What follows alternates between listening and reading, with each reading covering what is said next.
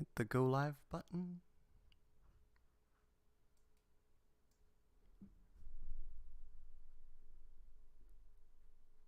Okay. I think we're live now.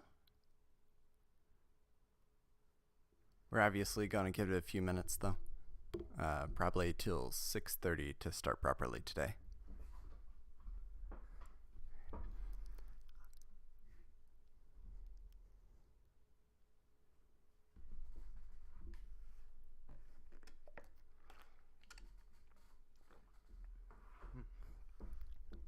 So,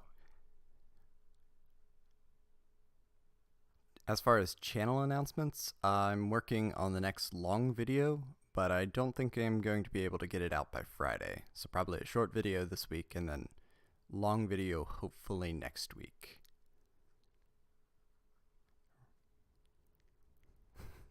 Hey Mystic Miner, hey Remain McKnight. Yeah, it's a cute cat, it's my cat. This is to prevent spoilers because we're not to the stream quite yet. We're gonna start at 6:30 today. So give people a few minutes to get into the stream before we start things proper.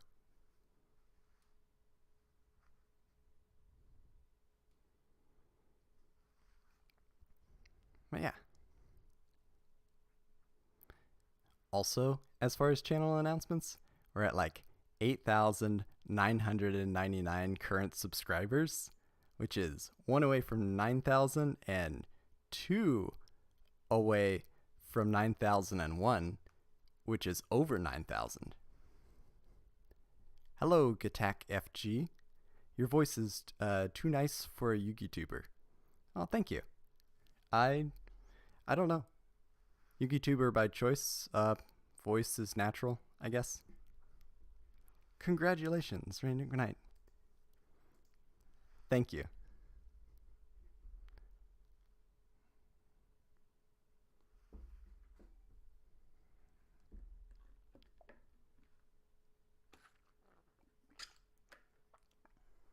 So, as far as the stream goes, I'm gonna quickly bring up the graph again, just so that we can see where we are in set progression. Right now, we're going to be doing Labyrinth of Nightmare, and that means that we're going to be almost done with the dead normal monsters. Oh, dead is a little bit strong. With the uninteresting and uneventful normal monsters being introduced into the game. They're all front-loaded in their first few sets, and pretty soon I'm going to be addressing how the progression of normal monsters or how normal monsters evolved in the TCG. So, look forward to that in the future. The cat's name is Thor, Thor. Like the Norse god, or I guess the Marvel character. Same thing. So after we finish Labyrinth of Nightmare tonight, we're actually going to remove the normal tier, because normal monsters are significantly less as far as presence in following sets, and the actual normal monsters which are introduced are attempting to do something different or interesting. It's not so much normal filler like the other sets.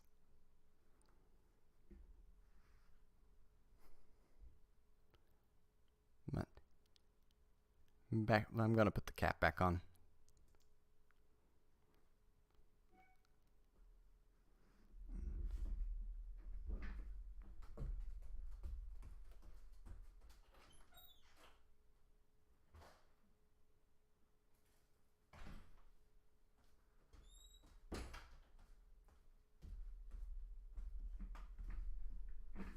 Okay. And let the dog back in too. 6:30, I think we're gonna start.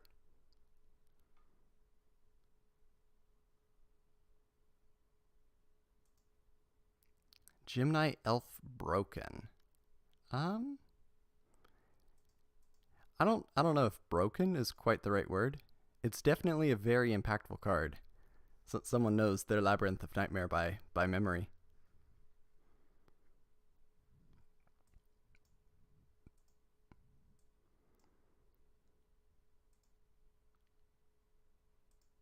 Okay. And now I know Labyrinth of Nightmare.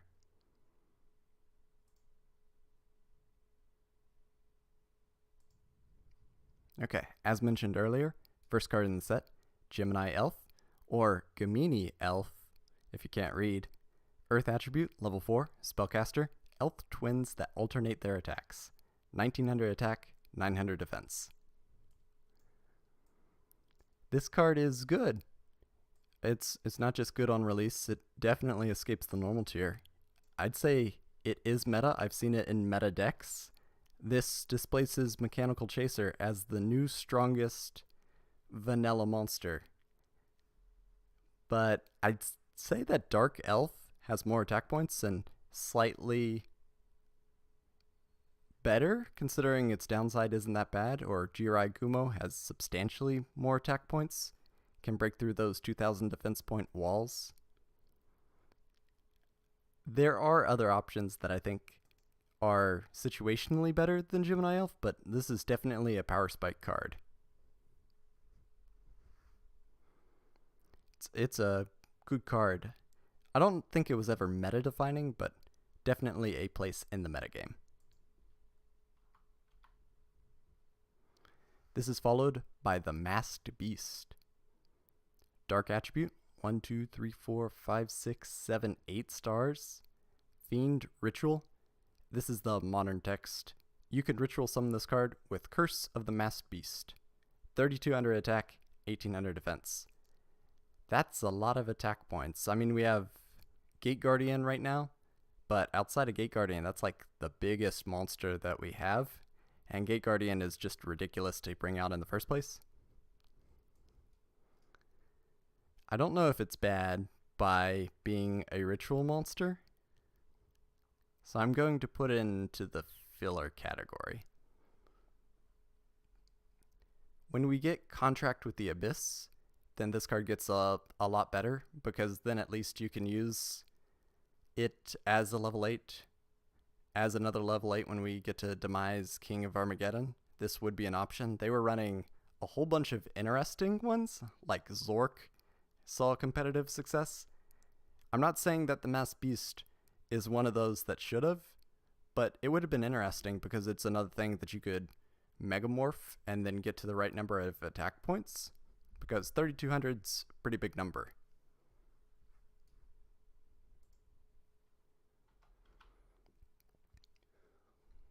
After this, we have Swordsman of Landstar. Earth attribute, level 3, warrior. An amateur with a sword, this fairy warrior relies on its mysterious power. Is that power friendship? 500 attack, 1200 defense. This card gets retrained with Comrade of Landstar, and Comrade of Landstar is better, but still not good. Next up, we have Humanoid Slime. Water attribute, level 4, Aqua. This slime apparently has some human genes in its genetic makeup. 800 attack, 2000 defense.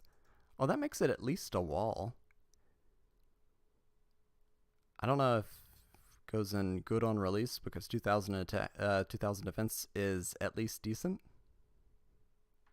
Would you run this instead of like Mystical Elf or Giant Soldier of Stone? I'm gonna keep it in filler just for now. It's better than the average normal monster, though.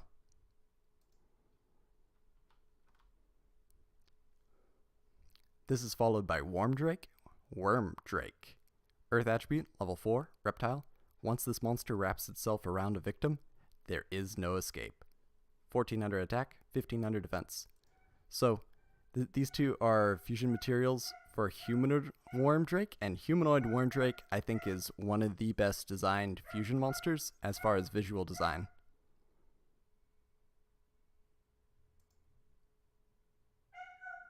Oh no, the microphone can hear the barky dog.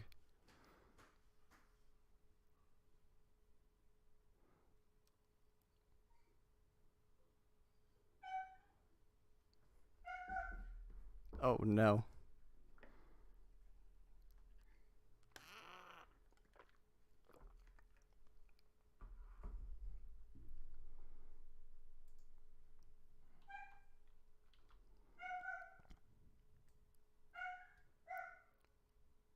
Moving on to the fusion, we have Humanoid Wormdrake, water attribute, level 7, fusion materials are... I gotta wait a minute. We're gonna put the cat back on just for a minute. Why are you doing that, dog?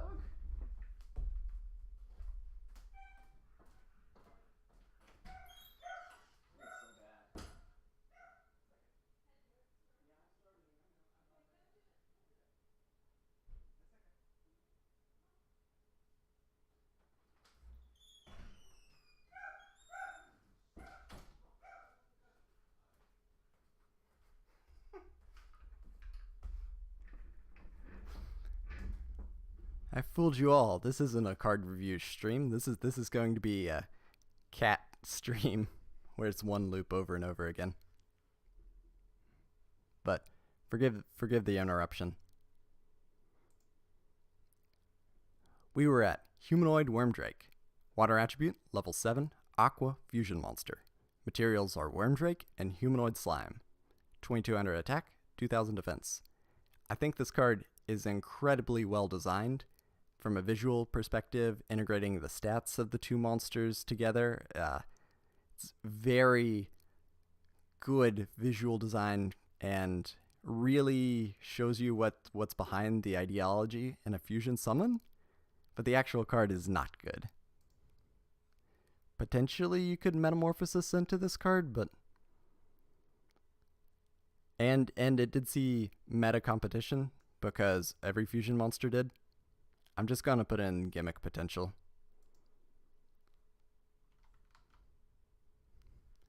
Next card seems like it's going to be a gimmick, but we'll see.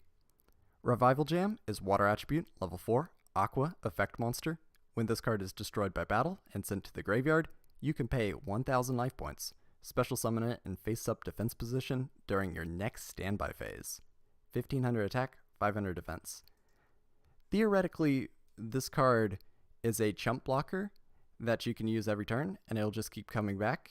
The anime version of Revival Jam was actually a lot stronger because the anime version would come back instantly. And of course, it led to that combo with Slifer the Sky Dragon. Yeah, it did. It was good in the anime. In fact, maybe too good in the anime. In the real card game, though, this card has a little bit of potential, but it has to be destroyed by battle specifically, and that really limits the utility.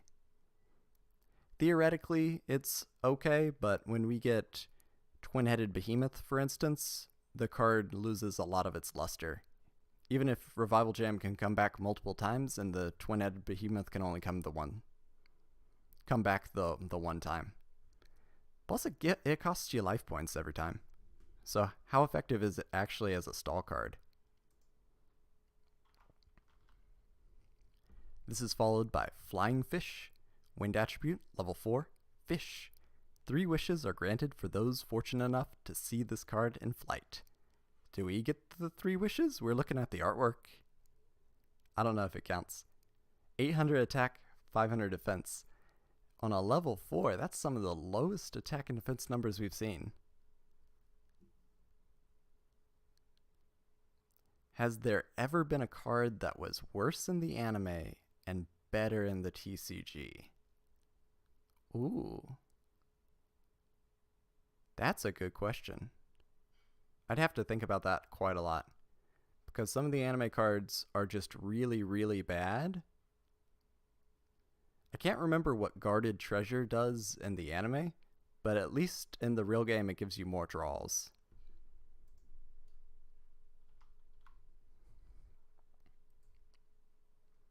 Next up, Amphibian Beast. Water attribute, level 6, Fish. A lot of fish support this set. On land or in the sea, the speed of this monster is unmatchable. 2400 attack, 2000 defense. So stat total wise, this is actually better than the Summon Skull, but we don't go on stat total. Summon Skull still has more attack points, and that's what matters.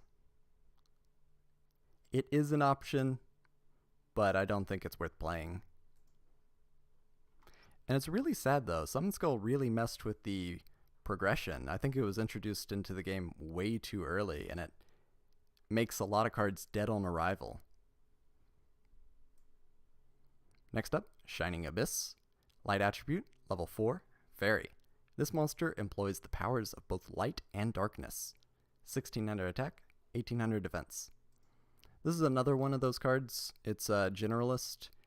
If you just add up the attack and the defense numbers, it's really strong for being no tributes.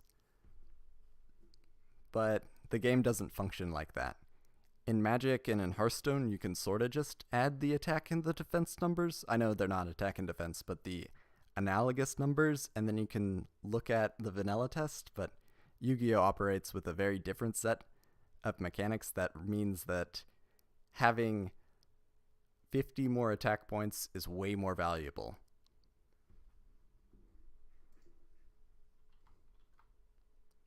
This is followed by Gadget Soldier, Fire Attribute, level 6, Machine. A rust-free machine warrior born to battle. 1800 attack, 2000 defense. I don't know, very bad might be mean, but it's definitely not good.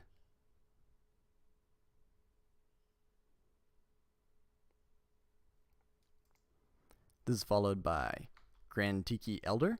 I just want to point out that this set has such a nice motif. I know it's because the Japanese set was entirely themed around masks, but half this set are based around masks, and I love it visually. Back to Grand Tiki Elder though. Dark Attribute, level 4, Fiend. A masked monster that wields the most deadly of curses. Is it Avada Kedavra? 1500 attack, 800 defense. Hey, it's a tomato target if you wanted that for some reason.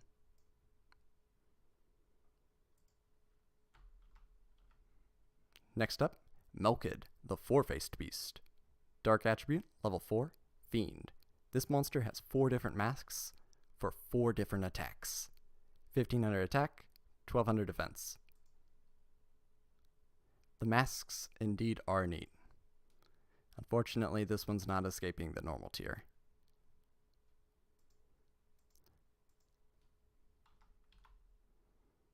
Next up, Nuvia the Wicked.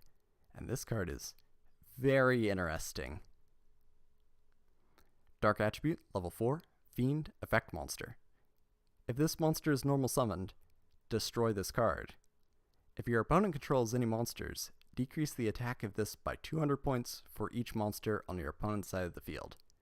2000 attack, 800 defense. How do you use this card effectively?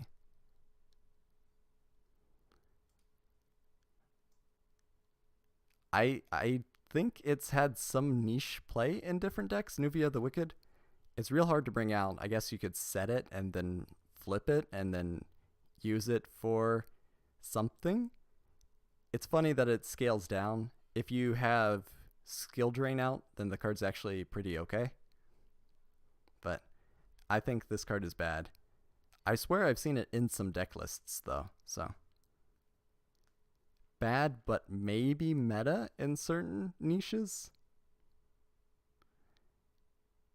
I feel like Grand Tiki Elder and Melkid should have a gimmick alongside Masked Beast Descardius. Yeah, because they were all used in the anime together. Welcome back, Jace. Ooh, if a monster could make 3 additional attacks or 4 in total, would it be broken?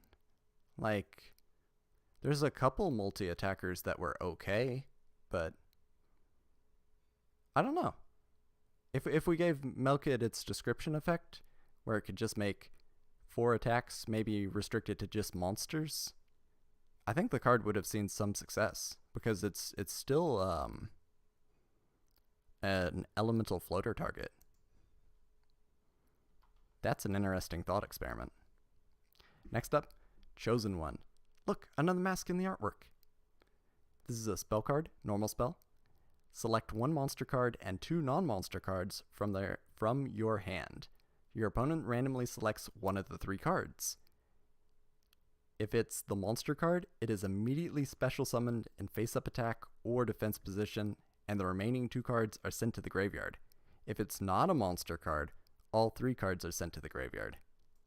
Someone asked for Chosen One, is this card worth considering? And I don't know the context, but this is one of the worst cards in the game as far as card advantage. Theoretically, it can be used for tempo, but when we get a hero emerges, this card is so outclassed. I don't think you're ever worth using Chosen One. If this card ignored summoning conditions and you could bring out Gate Guardian, it still wouldn't be very good, but it'd be at least usable as a niche gimmick. Chosen One's just really, really bad. Benkei OTK saw some rogue play as a 1500 attack multi-attacker. Could have been okay at one point.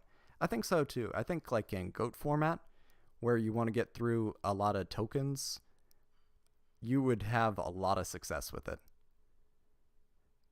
Zombie decks would thrive on that. On Chosen One? I don't think zombie decks should ever run Chosen One. There's a lot better in I was about to say in archetype. Zombies aren't really an archetype. In type answers. You're better off running Vampire Genesis, and Vampire Genesis is not good. But you have access to all sorts of other ways to reanimate your zombies. Plus you have Call of the Mummy, and Call of the Mummy is just crazy high tempo card for no reason. There's better options. I don't think anyone should ever be running Chosen One. In fact, I'm going to move it down to very bad. Next up, Mask of Weakness, normal trap. Target one attacking monster. That target loses 700 attack until the end of this turn. So this is sort of like, what is it, Snake Fang? That temporarily decreases stats. It's sort of like the opposite of Reinforcements. And I think that this is just a real filler card. Haha, it's a battle trick, but you're better off running Rush recklessly. Because that card has more initiative, you can use it for other purposes. This is followed by Curse of the Masked Beast. Ritual spell. This card is used to ritual summon the Masked Beast. You must also tribute monsters from your hand or field whose total levels equal 8 or more. Put the ritual spell right next to the ritual monster.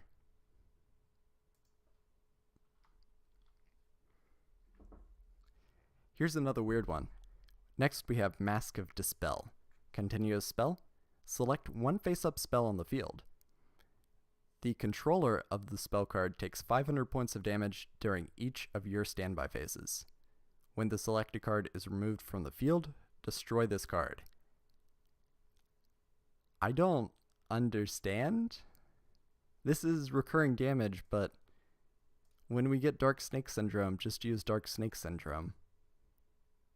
I'm debating if this is bad or very bad, because it relies on your opponent to do very marginal damage. I think we had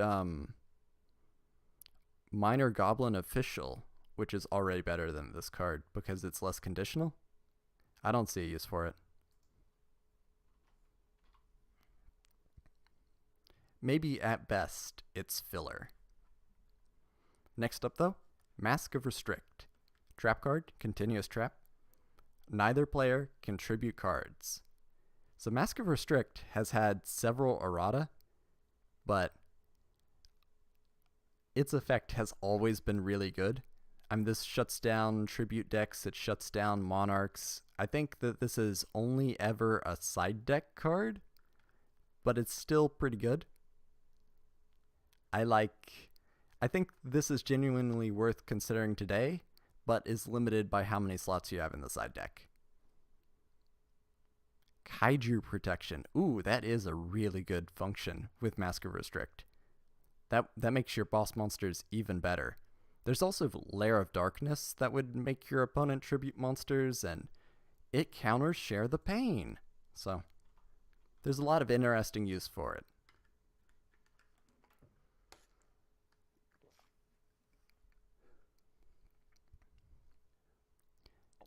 Next up, we have an equip spell, Mask of the Accursed. The monster equipped with this card cannot attack. The controller of the equipped monster takes 500 points of damage during each of their standby phases. No, I'm sorry, takes 500 points of damage during each of your standby phases. I like this card. this card was actually meta. I've seen it in some deck lists. For one thing, you can get it with Iron Blacksmith when Iron Blacksmith is released. It is like Nightmare Wheel, but it's more and less searchable, I guess is the thing. It does deal continuous damage. Usually you don't want to be tying up one of your cards with one of your opponent's cards. I mean, we'll eventually see Shadow Spell, which is sort of okay at doing that. There's also Spellbinding Circle, but I think the first real one is like Fiendish Chain. Fiendish Chain was really good.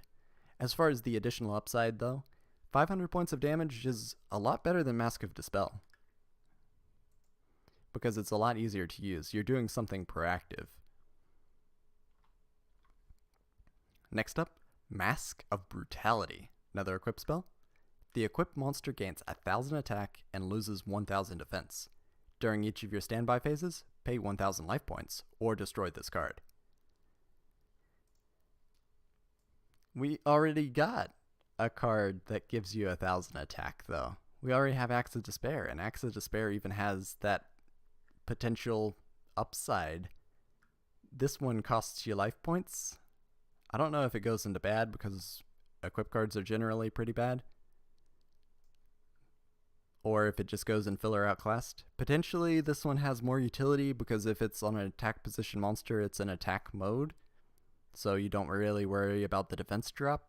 Or you could put it on your opponent's monster and then have them have the defense drop, but I don't think it's a good card.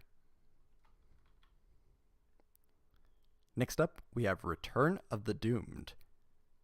Normal spell. Discard one monster card from your hand to the graveyard. Return one of your monsters destroyed and sent to your graveyard as a result of battle during this turn to your hand at the beginning of this turn. Oh, at the end of this turn. Can't read. Why? When are you triggering Return of the Doomed? I don't understand.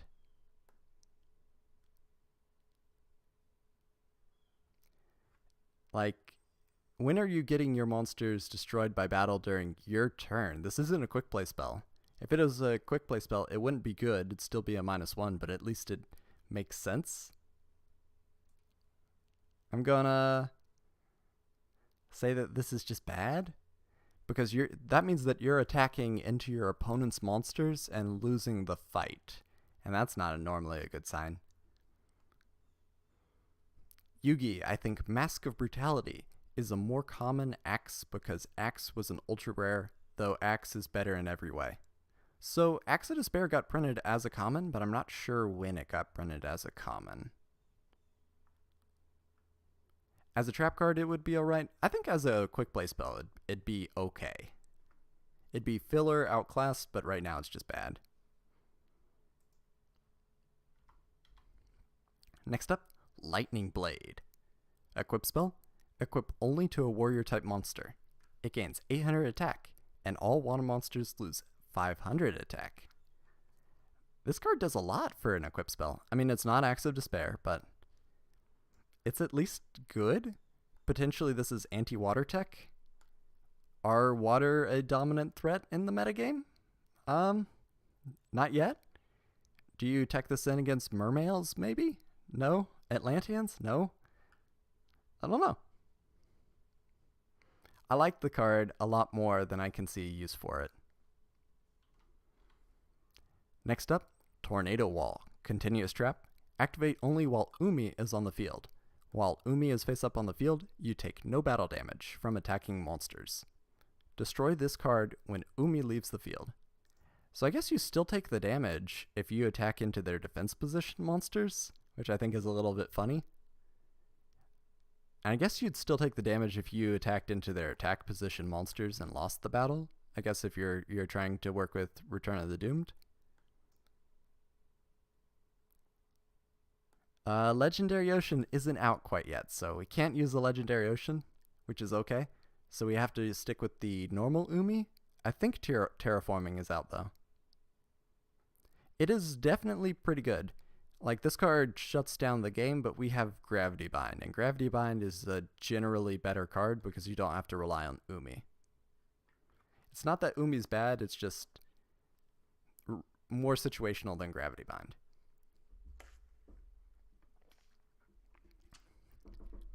Maybe we put it in good on release. That might be generous, but I think it might also be fair. Next up, Fairy Box. Another continuous trap.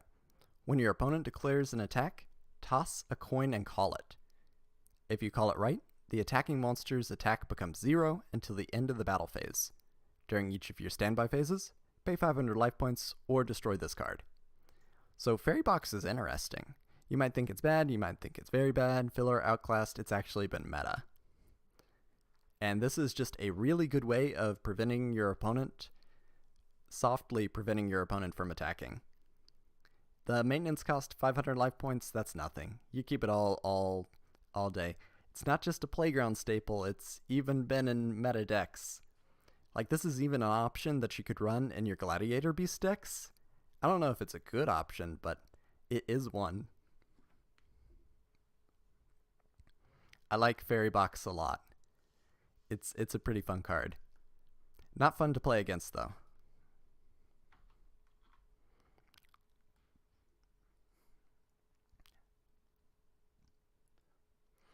After this, we have Torrential Tribute, normal trap.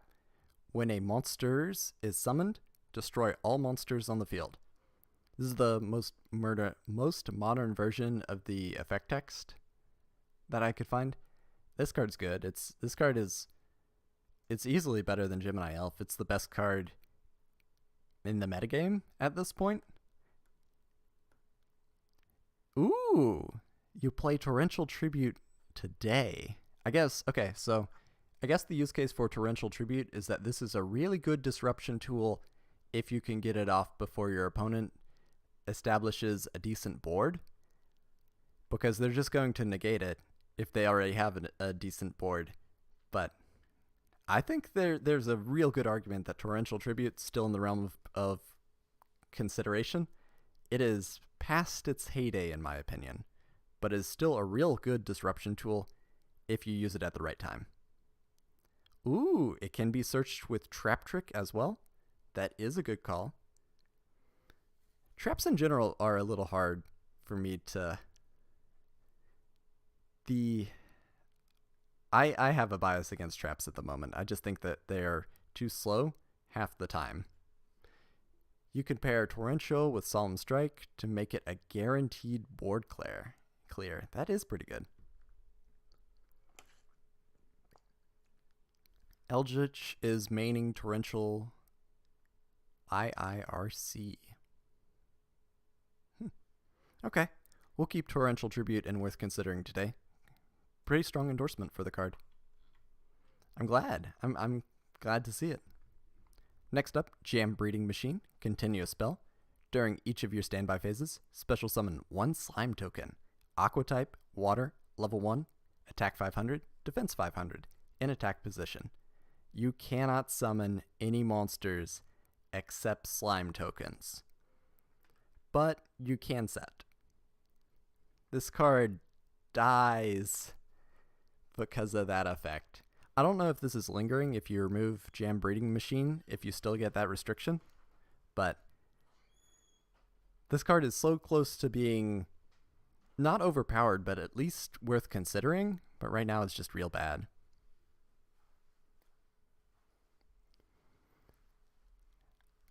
It's interesting, though. I like the idea behind it, but during the standby phase of your turn is way too slow. I agree for competitive play, but think about it in the context of 2003, and that's not so bad, waiting for your standby phase every turn. Because this theoretically keeps giving you advantage. Maybe we bump it up to filler outclassed. Like if your entire deck is built around setting, then this is giving you a free monster every turn, but then your whole deck's built around setting. I guess you would maybe play this in a burn deck, like one of the ones that likes to play Stealth Bird.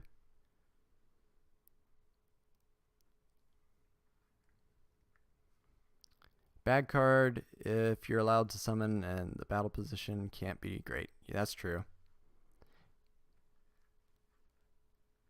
Sorry, IRRC is if I remember correctly.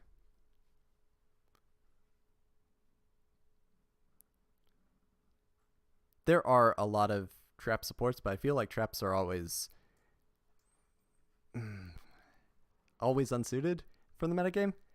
It's like how they try to make normal monsters better with cards like Unexpected Die or Painful Decision, where they get some really strong support, but the actual mechanics behind them are maybe not good enough. Same thing with Setting, I think, and the Gemini summon in general.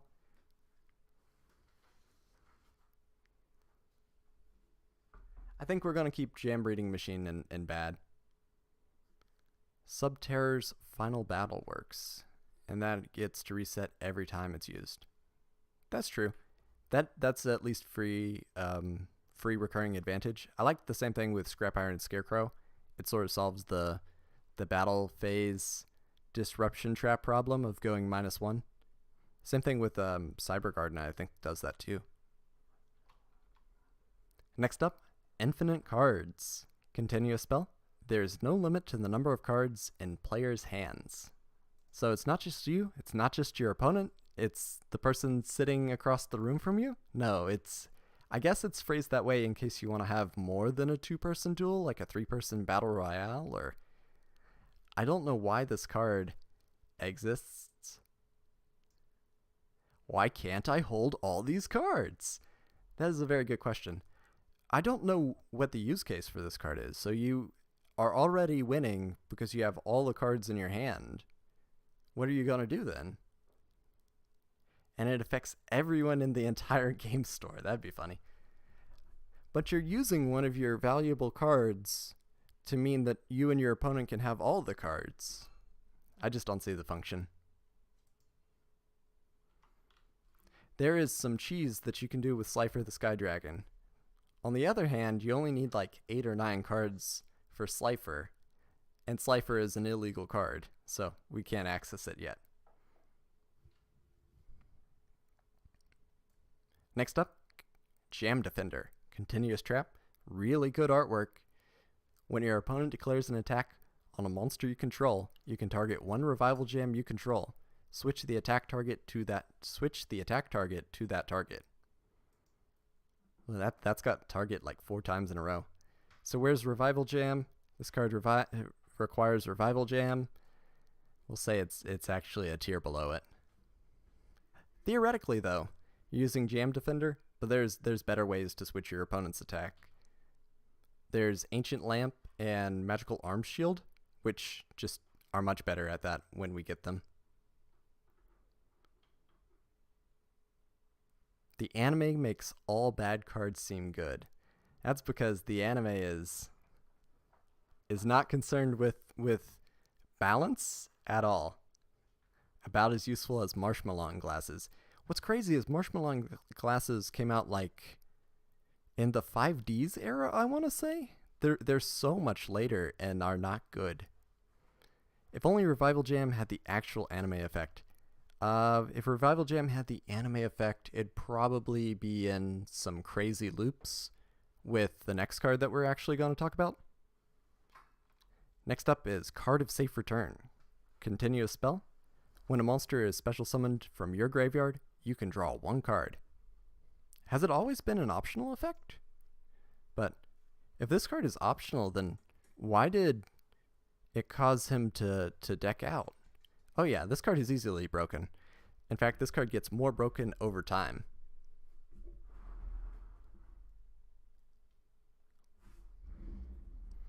This is easily a design mistake. If this were allowed at 1, you'd see it a lot in competitive play. By the way, ever wonder why Card of Safe Return has 3 cards in its artwork? That's because the anime effect was even stronger. You got to draw 3 cards at a time instead of just the 1.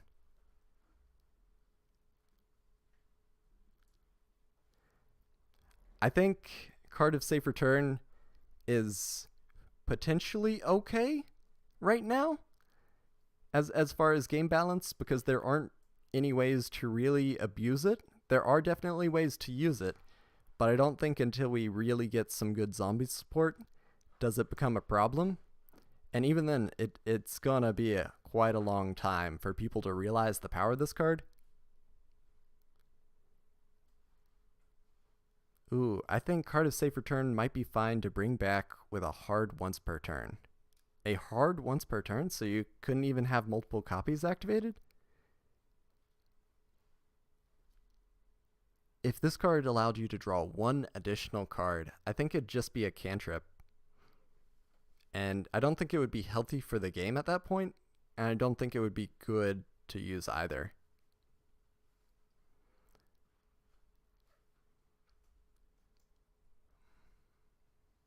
Once per turn, this card sucks. I don't think once per turn the card is useless. I think once per turn means that it's like defense draw, and I think defense draw is at least decent. Next up, what a weird card. We have Lady Panther. Earth Attribute, level 4. Beast Warrior, effect. Hey, you can search this with Tenki, I guess. Tribute this face-up card to return one of your monsters destroyed as a result of battle during this turn to the top of your deck. 1400 attack, 1300 defense. When is this card useful? So you tribute, and then you go -1, and you mess up your next draw.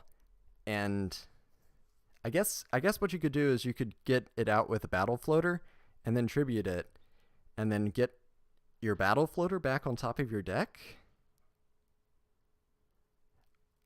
Oh, this turn. Is this even a quick effect? Can you even use this on your opponent's turn? Is this card actually broken?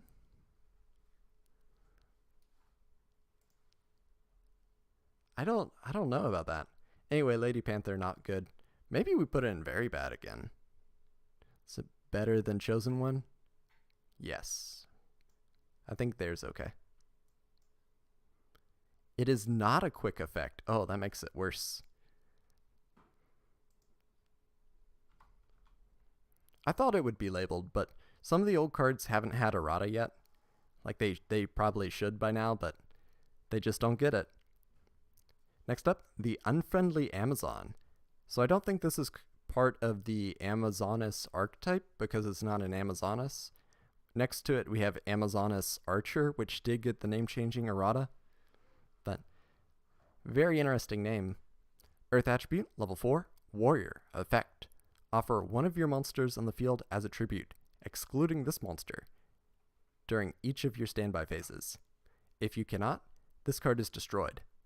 Monsters used for a tribute summon or that are offered as tributes due to other card effects are excluded. 2000 attack, 1000 defense. Super awkward wording.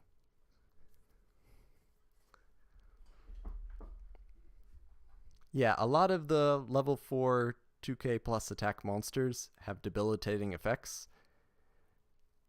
This one's not that bad when we get Scapegoat, and Scapegoat comes out in starter deck Joey, which is like a month away at this point.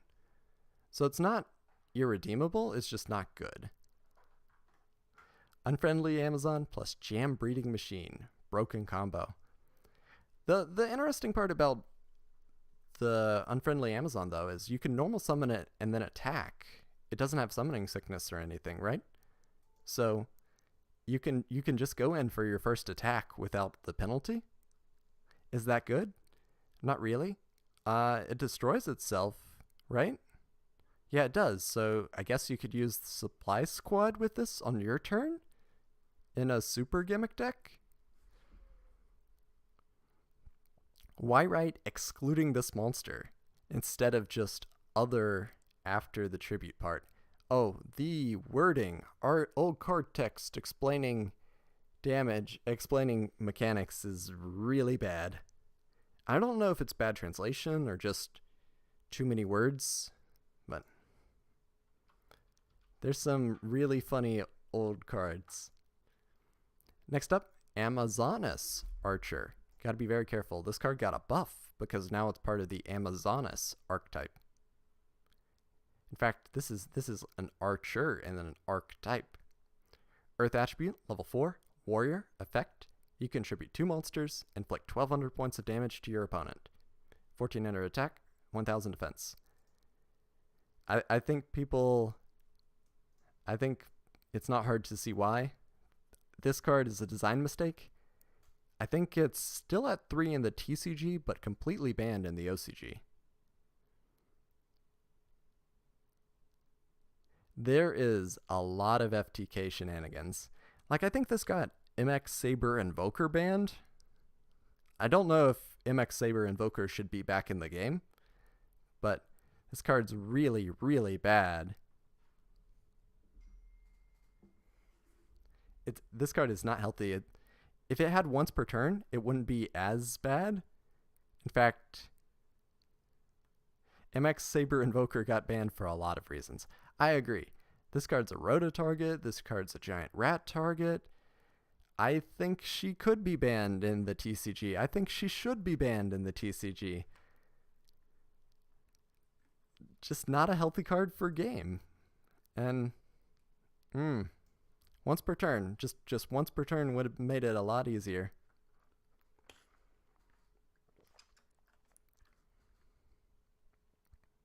Ooh, there's even an Amazoness spell that can search her. Of course, we also have Rhoda, and Isolde can get her out, I think. Isolde is real strong card too. Warriors just have a lot of good supports. Next up, Crimson Sentry.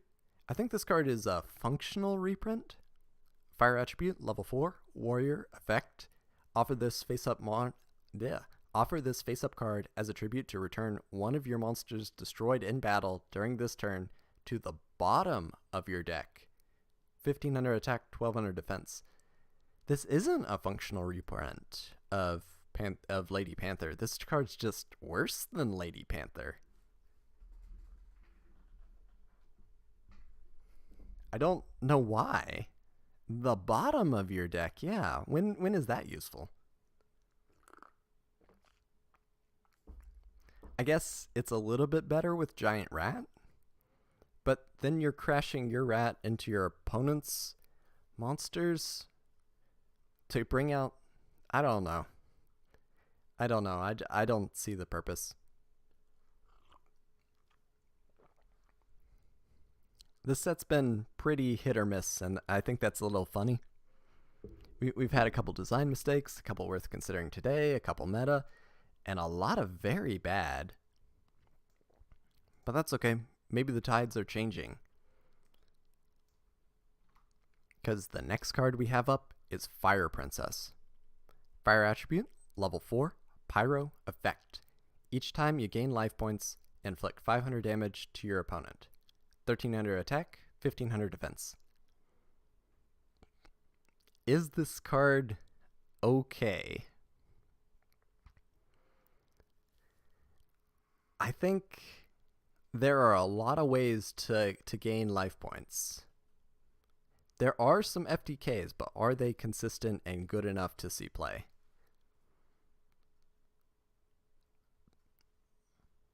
You could play her in Aromages.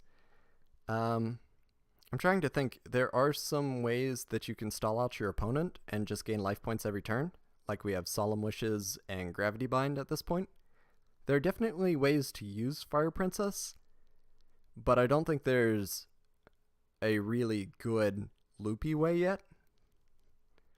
Like if there was a card, gain life points every time your opponent loses life points, that would make the card really busted. I think Gimmick is fine for it. Fire Princess is a design mistake. She can use an infinite loop with 2 copies of Prime Material Dragon. That's a lot of commitment for the loop, though. I think Gimmick is safe. Next up, Lady Assailant of Flames. Fire attribute, level 4, Pyro, flip effect, flip. Remove 3 cards from the top of your deck from play to inflict 800 points of damage to your opponent's life points. 1500 attack, 1000 defense. Do you want to banish cards? If you do want to banish cards, then will this be useful? DD cards like that, yeah. When we get Return from the Different Dimension, yeah. But there is, even in this set, a much better payoff for banishing cards. We have Bazoo in this set, and Bazoo is not meta-defining, but really, really strong. I think there's better ways to do it. Maybe not good on release. Maybe we keep it in filler. Why is Humanoid Slime? Oh yeah, 2000 defense. When did Ukazi come out? Well, Ukazi's already out for reference. I'm not sure if Meteor of Destruction is out yet. 800 points is okay, but it's not great.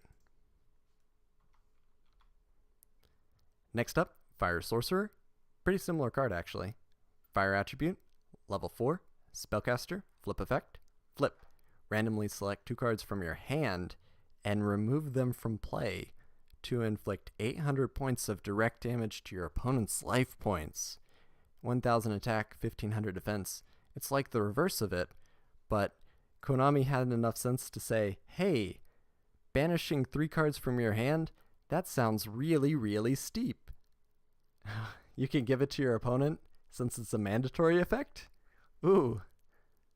Is there a way to hand loop this? Like with AD Changer or Book of Eclipse? Could you give this to your opponent with Creature Swap and then Book of Eclipse?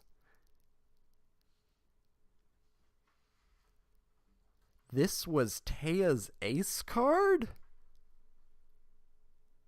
This was her ace card. Lady of Faith is better. Just use Lady of Faith. I don't want to be banishing cards from my hand. Next up, Spirit of the Breeze. Wind attribute, level 3, fairy, effect monster.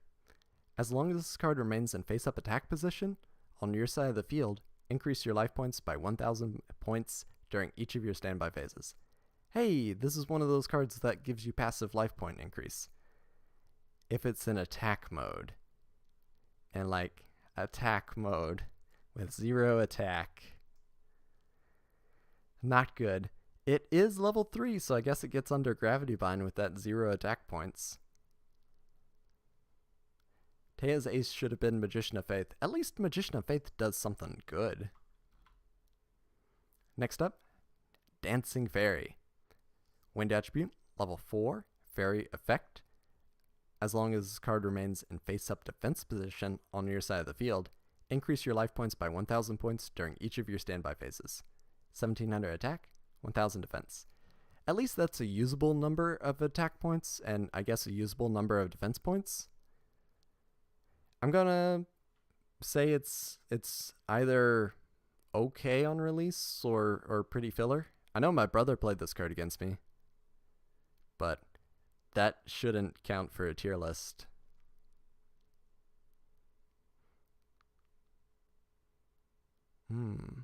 What about with the box? With Fairy Box? I guess if you have your 0 attack point... No, it's in attack mode. Even if they have 0 attack point, wouldn't both monsters be destroyed? I don't think Spirit of the Breeze is even good with Fairy Box. Which is funny. Oh, this is the fairy section, I guess. Next up, Fairy Guardian. Wind attribute, level 3, fairy effect. Offer this face-up card as a tribute to return 1 spell card sent to your graveyard by your opponent during this turn to the bottom of your deck. So, how is your opponent sending spell cards to your graveyard? And then it goes to the bottom of the deck. And this seems to be a trend. 1000 attack, 1000 defense. When would you ever want this? We have Magician of Faith, and Magician of Faith is a real good card. It's very, very specific. I don't understand when you would use this. Dancing Fairy and Gellon Duo were real solid normal summons back in like the GBA games. I remember that. That is something you could do. Does that mean they're good? I don't know. I don't make in-game tier lists, but if I did, a few cards would be shifting around. Next up, Empress Mantis. Wind attribute, level 6, insect. Queen of an army of giant mantises whose command moves legions. 2200 attack, 1400 defense. Just gonna... I guess it's better than Gadget Soldier, but put it over there. Next up, Cure Mermaid. I don't know why this isn't next to the fairies. I guess it isn't a fairy. Water attribute, level 4, fish, effect monster. As long as this card remains face up on your side of the field, increase your life points by 800 points during each of your standby phases. 1500 attack, 800 defense. So this one's a lot easier to use. It's got the right stats that you could bring it out with Mother Grizzly. I think this one might even go in good.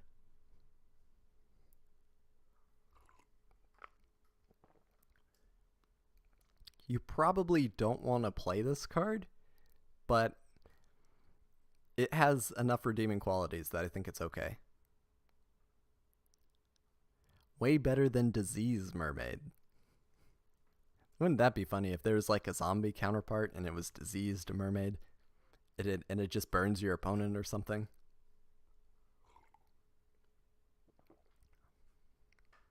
Next up, Hysteric Fairy. Light attribute, level 4, Fairy, effect. Offer 2 monsters on your side of the field as a tribute to increase your life points by 1000 points.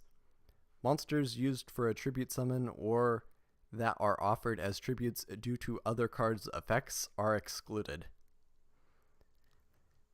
We need some problem-solving card text right now. Wait a second, does she have an Onk on her book? I thought we banned Onks in the TCG. Anyway, 1800 attack, 500 defense. This card's okay on release.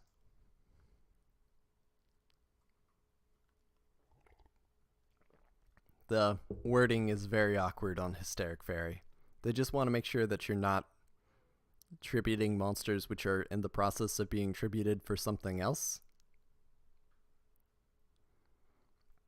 It's covered up. Don't worry. That's the TCG's solution to everything, is just cover it up. It's not bad, to be honest.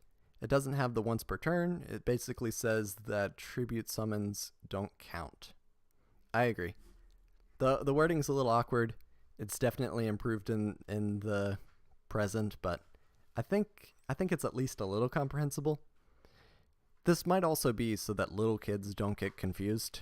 I mean, little kids might become more confused, but we're going to ignore that. Next up, Biomage.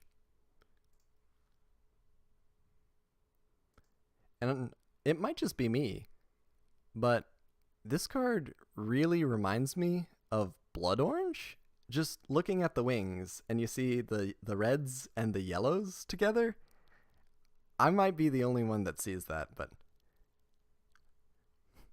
I think it's really interesting. Just the art is cool. But what does the card do? Biomage, level 3, light attribute, fairy, a mysterious priest, created as a result of the latest advances in biotechnology. 1150 attack, 1000 defense. For a level 3, those stats aren't too bad. But it's not anything. Blood Orange Broken. Bio Range Mage?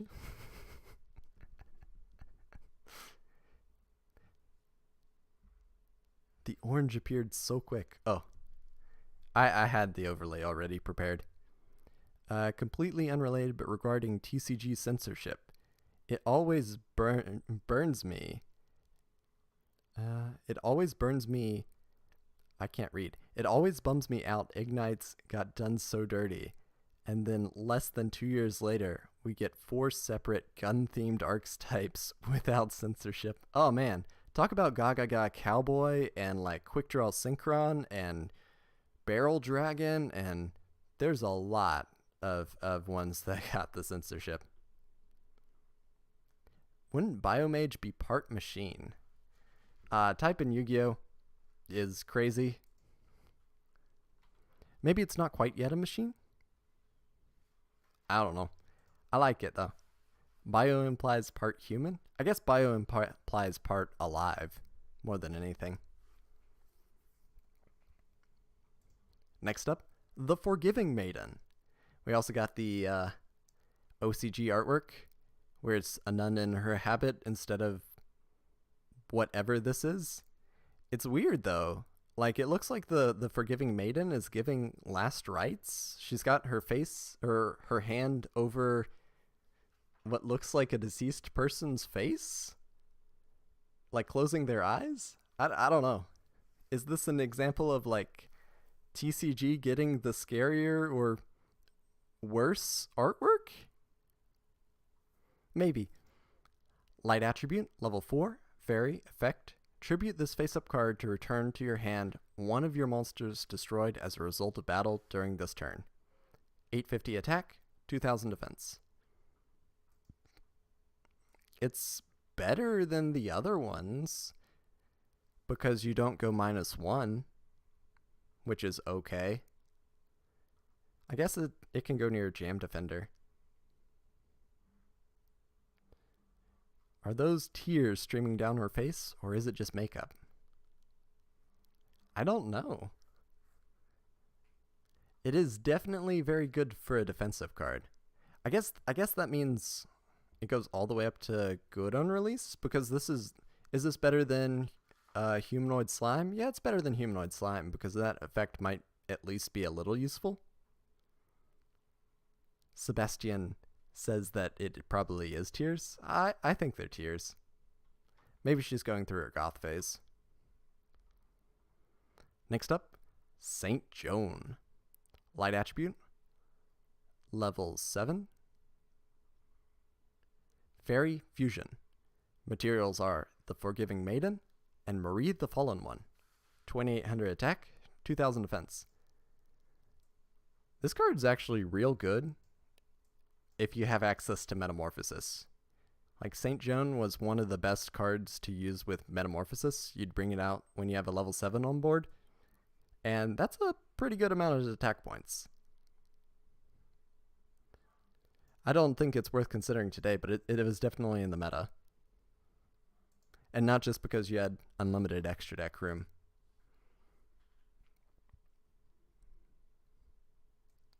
Next up, Dark Lord Marie. This is the updated text. This used to be Marie the Fallen One. I think I even said Marie the Fallen One on St. Joan's card text. I don't think that card has received material changing errata. But anyway, Dark Lord Marie, part of the Dark Lord archetype for what that's worth. And it likes to be in the graveyard, so it sort of functions well with the Dark Lords.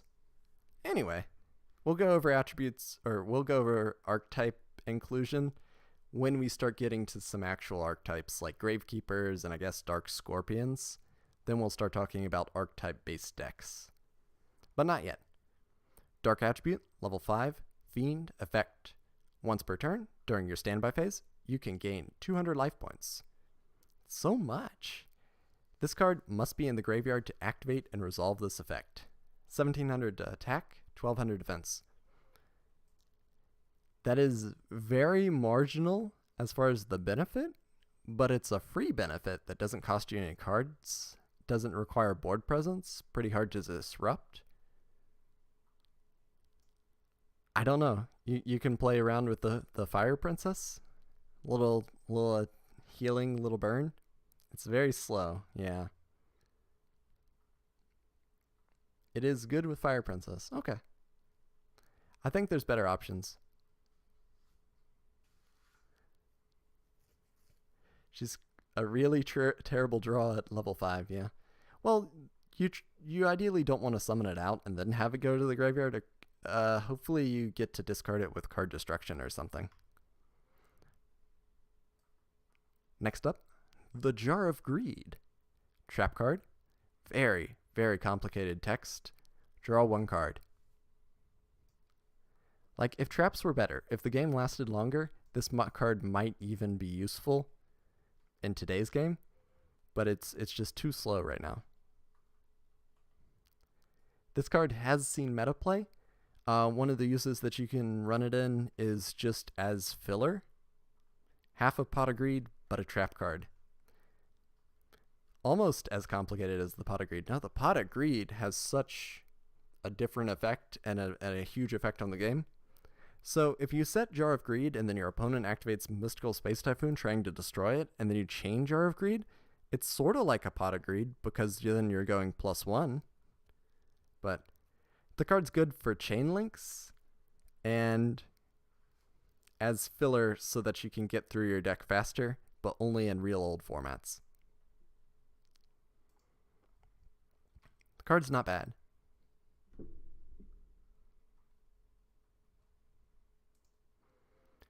No one to this day still knows what the Pot of Greed does. I don't know what it does. I know it has some rules text, but it's indecipherable. It's in like Swahili.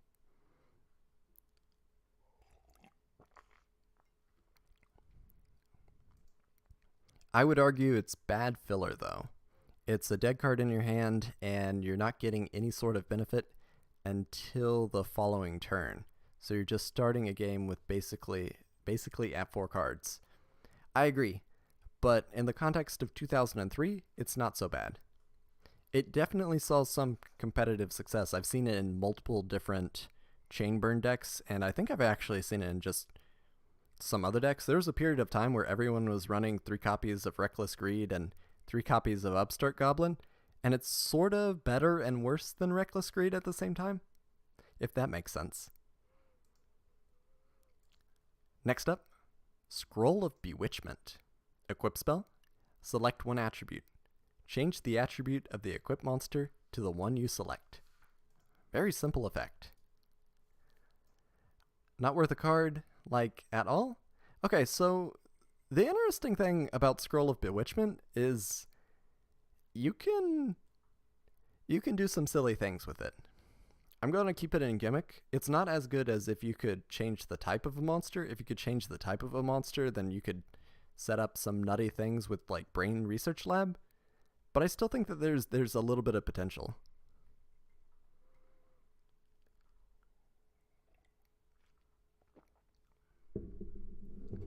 People play Jar of Greed in modern GOAT format.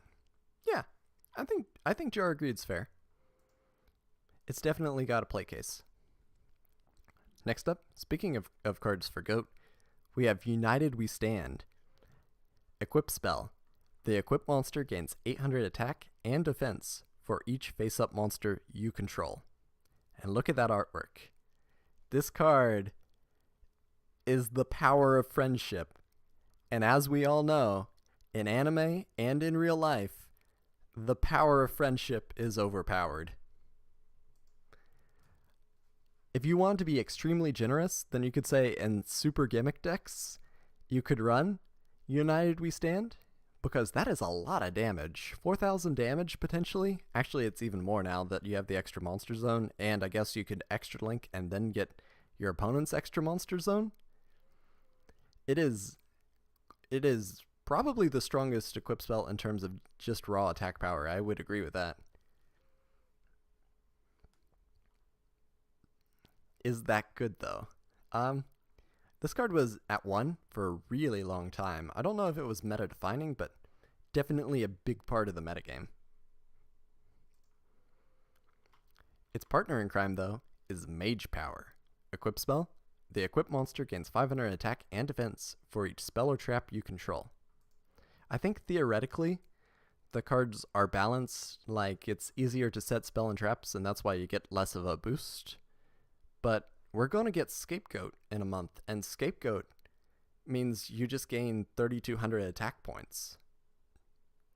Except, well, that would be Scapegoat on its own. And if you add a monster on board, then it'd just be around 4,000 attack points. Magic Cylinder go whoosh.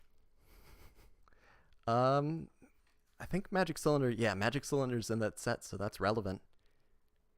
Man, Magic Cylinder, real strong. Mage Power and Solidarity on its own is a little nutty. Solidarity is pretty strong. Next up, Offerings to the Doomed. And this is another OCG artwork, I think because it's got the cross in it. I don't know. I like the TCG artwork a lot, but they're both good. I think having both as options is the right call. Quick play spell. Target one face-up monster on the field. Destroy that target. Also, skip your next draw phase. So is this card good? This card is very interesting because this is like the reverse of Tribute to the Doomed. It's still 1-for-1 removal that ends up costing you 1 turn of draw. So it's actually a -1 for the removal, but it's faster. This is a quick play spell, so it's literally faster than Tribute to the Doomed, but it's also more flexible, and you can do interesting stuff with it.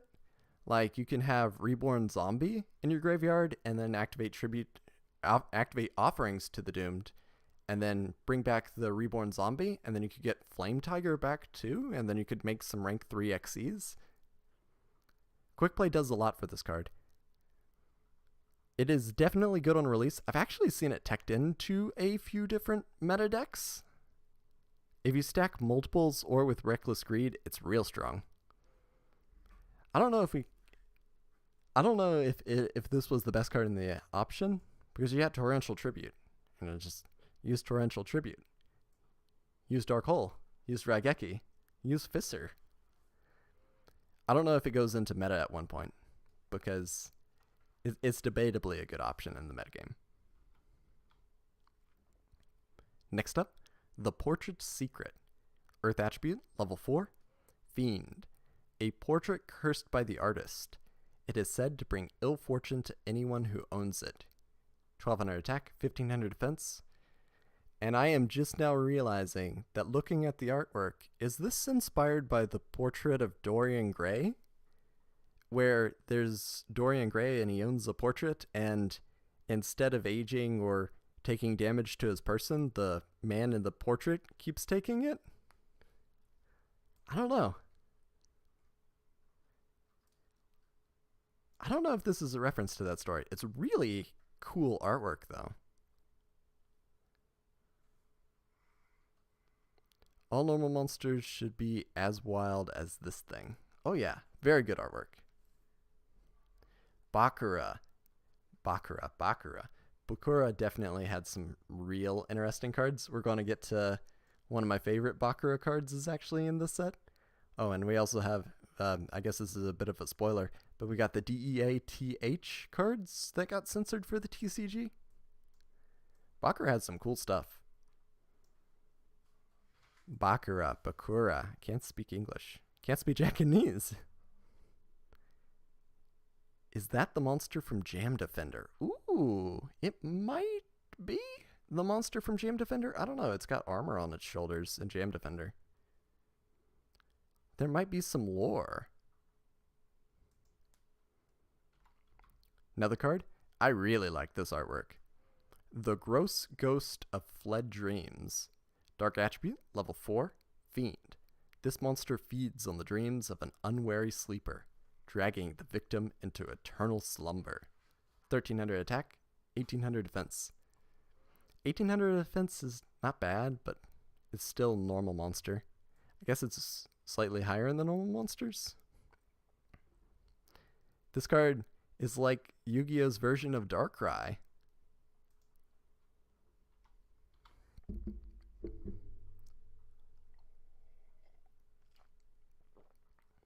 Looks like we got a whole bunch of normal monsters all in a row. Next up is Headless Knight, Earth Attribute, level 4, Fiend. A haunted spirit of a falsely accused knight who wanders in search of truth and justice. This sounds so much like a warrior or a machine, but it's a fiend. 1450 attack, 1700 defense. Gonna keep it in normal tier. This is the Headless Horseman, but with no horse. That's a good question. What on earth is a fled dream? I guess it's like when you wake up and then you have the fleeting memory of dreams, and then after a moment or two, they're gone. So you wake up and I guess you were having a nightmare with the ghost in it, and then it's gone? I don't know. This card looks like the 13th Grave, too. Next we have Earthbound Spirit, Earth Attribute, very appropriate. Level 4, Fiend. A vengeful creature formed by the spirits of fallen warriors. It drags anyone who dares approach it into the deepest bowels of the earth. 500 attack, 2000 defense. There's a lot of decent fiend cards in this set. I think we'll keep it in filler outclassed. It's an option. Yeah, it's got 2000 defense. Not bad.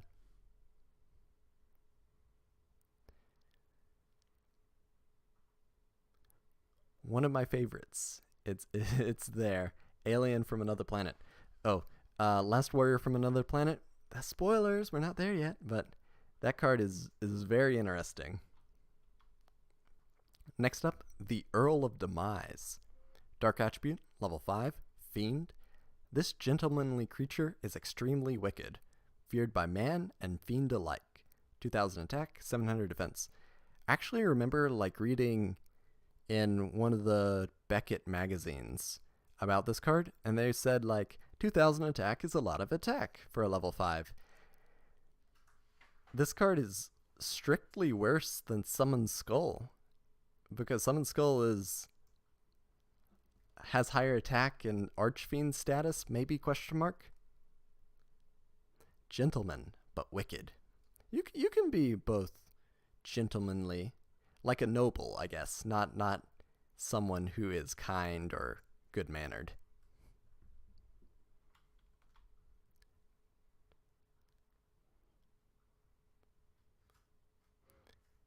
Next up, Bonheimer? Bonheimer? I'm not sure how you say that one. Water Attribute, level 3. Aqua. This monster wanders the seas, sucking dry any creatures it may encounter. 850 attack, 400 defense. Aqua, level 3. Is this useful for something? It's not like Frog the Jam. Summon Skull got butchered as an archetype. Oh, Demise is actually Japanese. It's Demise. Oh, very fun. Can you play Earthbound Spirit and Earthbound Immortals? Yes, you can, but it's not part of the archetype. Yeah, Wetlands requires level 3. There might be something useful that you can do with it. You can make Acid Golem with Rescue Rabbit. Is that good?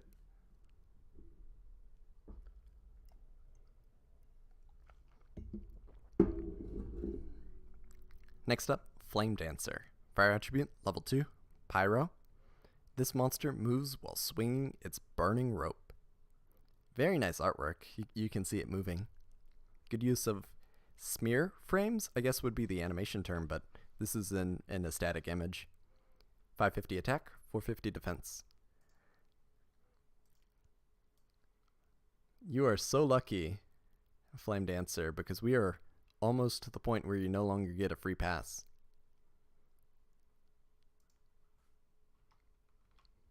Next up, Spherus. Next up, Spherus Lady. Earth Attribute, level 3, Rock. Many have been deceived by the beauty of this vampire. 400 attack, 1400 defense. So, I don't know if this is good, but this is an option if you wanted to make the Gorgon card the rank 3 XCs that uses rocks.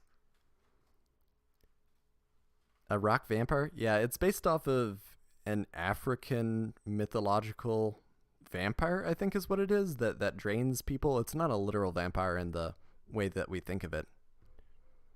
And this card was one of the very few creator cards from one of the Dark Duel stories. It's got a lot of text in the wiki.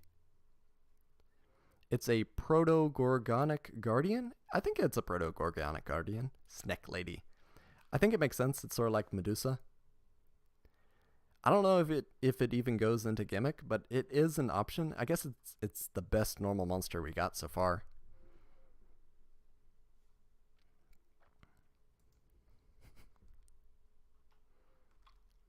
Next up, Lightning Conger. Water Attribute, level 3, Thunder. This massive eel generates huge charges of electricity and unleashes them in thunderbolts. 350 attack, 750 defense. These stats are really low. I don't know why they're so low on a level 3.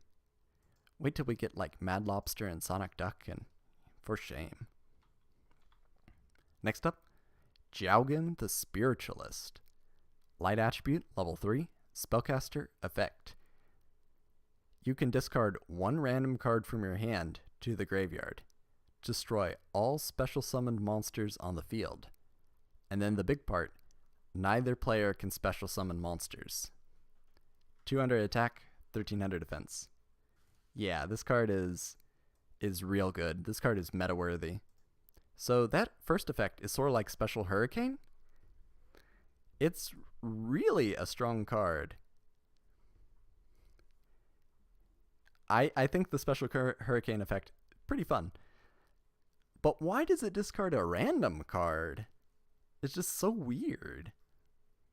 That means that you put your hand face down and then your opponent picks one of the cards in your hand to discard. And it's still a cost. It's not like it's an effect, so. I genuinely like Joan the Spiritualist. It says Asian Grants. I don't think that this card is good for the game, but I think this card is very resilient to power creep just because it stops special summoning. The random discard is to keep it from being OP. The card's still OP. One of the super funny things that you can do is Joan the Spiritualist and then activate Last Will, and then your opponent can't special summon a monster, and you just win. Of course, Last Will's gonna come out later and be banned, rightfully, pretty soon. Board wipes and then stops the special summon. Yeah. I think you might be better off with Fossil Dyna or a barrier statue or something nowadays, but it's got more utility than Fossil Dyna. I used it a fair bit when I was trying to do stupid things with aromages. Oh, one of the real dirty things you could do is like normal summon Joan and then activate Hidden Village of the Spellcasters to turn spell cards so your opponent can't special summon or use spell cards, and then they just run over your Joan with their monster they normal summon or something. I don't know. It's a little funny. Ooh, the Joan last turn combo doesn't work anymore due to rule updates. I'm guessing you wouldn't be allowed to activate last turn because Joan would have prevented the special summon. I don't know if that works anymore. Anyway, it was some cheese you could do back then, though. Who's Jogan's partner in crime? Well, Kaiko, the Ghost Destroyer. Dark attribute, level 4, spellcaster, effect. When this card inflicts battle damage to your opponent, you can target up to 2 monsters in their graveyard. Banish those targets. Your opponent cannot banish cards from either player's graveyard. 1800 attack, 700 defense. So those are beater stats. This card is on the appropriate power curve for a strong offensive effect monster at the time. And both of those effects are actually pretty good. So Kaiko had a good place in a lot of different metagames. I think we put these cards way higher. I think Kaiko is even better than Gemini Elf. You could use it as a disruption tool to prevent your opponent from using things in their graveyard. Like, you could prevent BLS from coming out in a few sets. But specifically, you could turn off, like, Dark Arm Dragon much, much later. And then because your opponent can't banish cards, you also stop BLS that way, because then they can't banish to bring it out. Same thing with Chaos Sorcerer. There's a lot of different uses for Kaiko. Kaiko is a floodgate that a lot of people overlook, but it's got some decent use cases. Next up, really weird card, Summoner of Illusions. Light attribute, level 3, spellcaster, flip effect, flip. Tribute one other monster, and if you do, special summon one fusion monster from your extra deck, but destroy it during the end phase of this turn. 800 attack, 900 defense. So it's a 1-for-1, I guess, assuming that like you survive the attack. There has got to be something useful that you can do with Summoner of Illusions. There's a lot of things that you could potentially do. I think you can get out Barkion. I'm trying to think off the top of my head if there's a good monster that's immune to destruction effects that you could bring out with it. There probably is.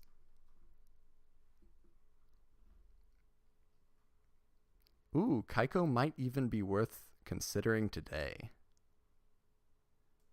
I guess if we rearrange this tier like this.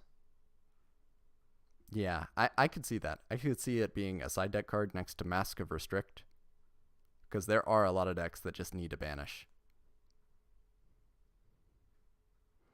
There's a lot of good cases for Summoner of Illusions. There's also a lot of dirty things that you can do with it.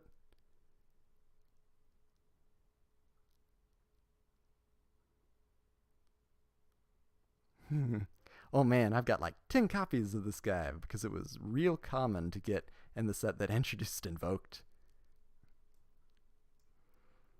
Blue Eyes Ultimate Dragon? Ooh, you could do that one. There's definitely some options though. Maybe you get this sounds super gimmicky, but maybe you get something that can tag out and then bring out other stuff. Maybe Robo Yarrow, and then you could tag out and then bring Super Robo Lady out? I don't know. Ooh. Argument saying that Lancia is just better than Kaiko. That's true. Lancia's faster. Lancia's stronger. We'll still keep it up top in meta at one point, though. The Cubic Fusion? It's slower Cyberstein. Yeah, but Cyberstein doesn't exist yet, so I think that's an uncharitable comparison. It's also Cyberstein that doesn't cost more than half your life points. So, next up, Bazoo the Soul Eater. Earth attribute, level 4, beast, effect monster. Once per turn, you can banish up to 3 monsters from your graveyard. This card gains 300 attack for each until the end of your opponent's turn. 1600 attack, 900 defense. So this card can attack into and trade with a summoned skull. That's pretty good. What else are you using cards in your graveyard for? Not a ton of stuff. Bazoo Control was a huge deck, and Bazoo is real strong. Meta and Goat, he's actually even better than that. Bazoo Return was a whole deck where you'd use Bazoo, you'd banish a whole bunch of cards, you'd use Return from the Different Dimension or Dimension Fusion, either of those, and then you'd bring him out. And then you'd get some payment back when you special summon a whole bunch of monsters. Bazoo, real good card. Better than Kaiko? Maybe not better than Kaiko. But I like the card. And it's Monkey. So, can't argue with that. Next up, Dark Necrofear. Dark attribute, level 8, Fiend, effect monster. Lot of text. Cannot be normal summoned / set. Must first be special summoned from your hand by banishing 3 Fiend type monsters from your graveyard. During the end phase, if this card is in the graveyard because it was destroyed by your opponent's card this turn, by battle or by card effect, and sent to the graveyard while it was a monster card under your control. That is such a long condition. Target one face-up monster your opponent controls. Equip this card to that target. While this card is equipped to a monster by this effect, take control of that monster. 2200 attack, 2800 defense. This card's real good.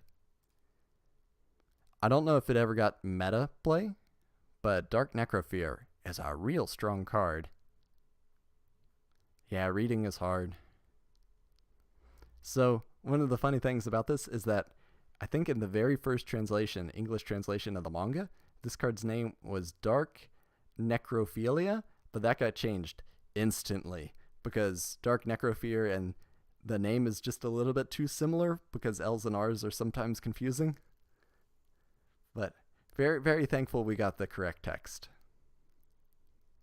It does have more support now too.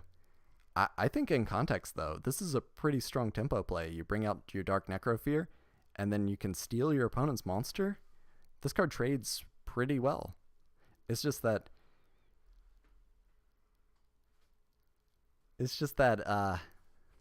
three fiends in your graveyard is a little bit steep for the summoning condition. One other thing though, Dark Necrofear and Bazoo are next to each other in the set, and for some reason deck builders will confuse these two cards, so you'll see a lot of Dark Necrofear in meta decks, but I don't think it's the actual card. I think it's just Bazoo getting confused. I'm pretty sure that it got censored too because the baby used to be different. If it has, I couldn't find the uncensored artwork.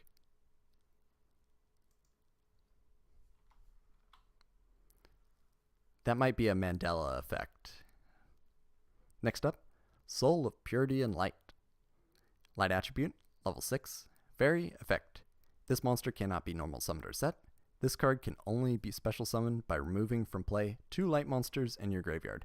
All monsters your opponent controls lose 300 attack during their battle phase only. 2000 attack, 1800 defense. I think this card's decent for its time. It's not great, it's not bad. I think it's a little pricey still. The effect is very mediocre, but just the fact that you can get out some board presence is nice. What's happening in the artwork? She's comforting him. She's a guardian angel that's holding him while he looks disinterested. Sort of a chaos monster before chaos. Actually, no, I don't think that this is a chaos monster. I think this is a strange attribute cycle where we get Dark Necrofear and then Soul of Purity and Light, and then we get the attribute spirits next, and they're sort of all related. Starting with the next one, Spirit of Flames, fire attribute, level 4, pyro, effect, cannot be normal summoned or set, must first be special summoned from your hand by banishing 1 fire monster from your graveyard. Gains 300 attack during your battle phase only. 1700 attack, 1000 defense, and it's got horns in the OCG. I'm actually going to go out on a limb, say it's worth considering today. These are not the best play extenders that you can use, but there's an attribute spirit in each of the 4 Aristotle attributes, and then there's a light and a dark one that came a lot later too. But you can use these cards in the modern day just for play extension. They're good for rank 4s, they're good for synchro plays. They're a definite option, maybe not your first choice.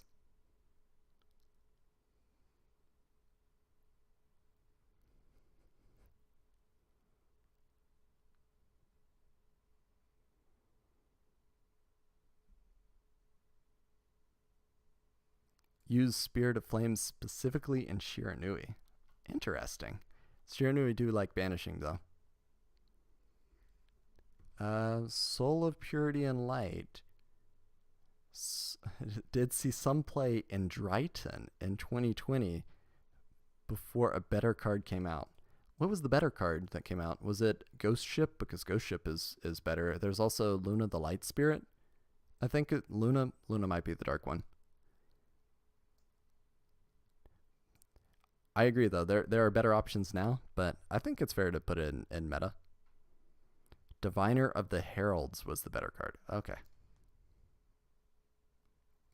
Next up, we have Aqua Spirit. Water attribute, level 4, Aqua, effect monster, cannot be normal summoned or set, must first be special summoned from your hand by banishing 1 one-armed monster from your graveyard. Once per turn during your opponent's standby phase, you can target 1 face-up monster your opponent controls, change the target's battle position, and if you do, it cannot change its battle position for the rest of the turn. 1600 attack, 1200 defense. Is this useful effect? I don't think so, but it's going next to Spirit of Flames because there's something decent that you could do. All the attribute spirits are gonna end up in worth considering today, but that might be personal bias. Next one in the cycle is the Rock Spirit. Earth attribute, level 4, Rock, effect. This card cannot be normal summoned or set. This card can only be special summoned by removing from play 1 earth monster in your graveyard. Increase the attack of this monster by 300 points during your opponent's battle phase. 1700 attack, 1000 defense. So this card's significantly worse than Spirit of Flames because you can't push as much damage. Rock Spirit was power crept by Gigantus. Yeah, I can agree with that. Gigantus does have more useful effect because Gigantus hits a lot of spells and traps.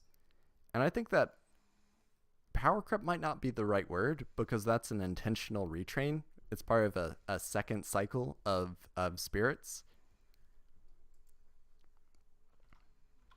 I think the cards can coexist. There's something to be said about functional redundancy, because sometimes having multiple cards that do very similar things means that a deck can get to that critical mass where they're either need to banish or need to get enough monsters on board to do whatever they want to do. Next up, Garuda, the Wind Spirit. Wind attribute, level 4, Winged Beast, effect. This card cannot be normal summoned or set. This card can only be special summoned by removing from play one wind monster in your graveyard. During your opponent's end phase, you can select one face-up monster your opponent controls and change its battle position. 1600 attack, 1200 defense. It's pretty similar to the Water Spirit. And I'm going to say it's worth considering today. Same reason. Very pretty. Next up, Gilosaurus. Earth attribute, level 3, Dinosaur, effect. You can special summon this card from your hand. Ooh, so powerful, so strong. If summoned this way, activate this effect. Your opponent can special summon one monster from their graveyard. Yikes. This card is pretty good. I actually think that, well, first read the attack points. 1400 attack, 400 defense. This card is pretty good. It's free summon from your hand. It's a level 3, so unfortunately it doesn't do as much as you might want it to do. I think it might be a little stronger as level 4. There's Dinotherium that does a really similar thing to this card and seen some play, but I think Gilosaurus is still worth considering.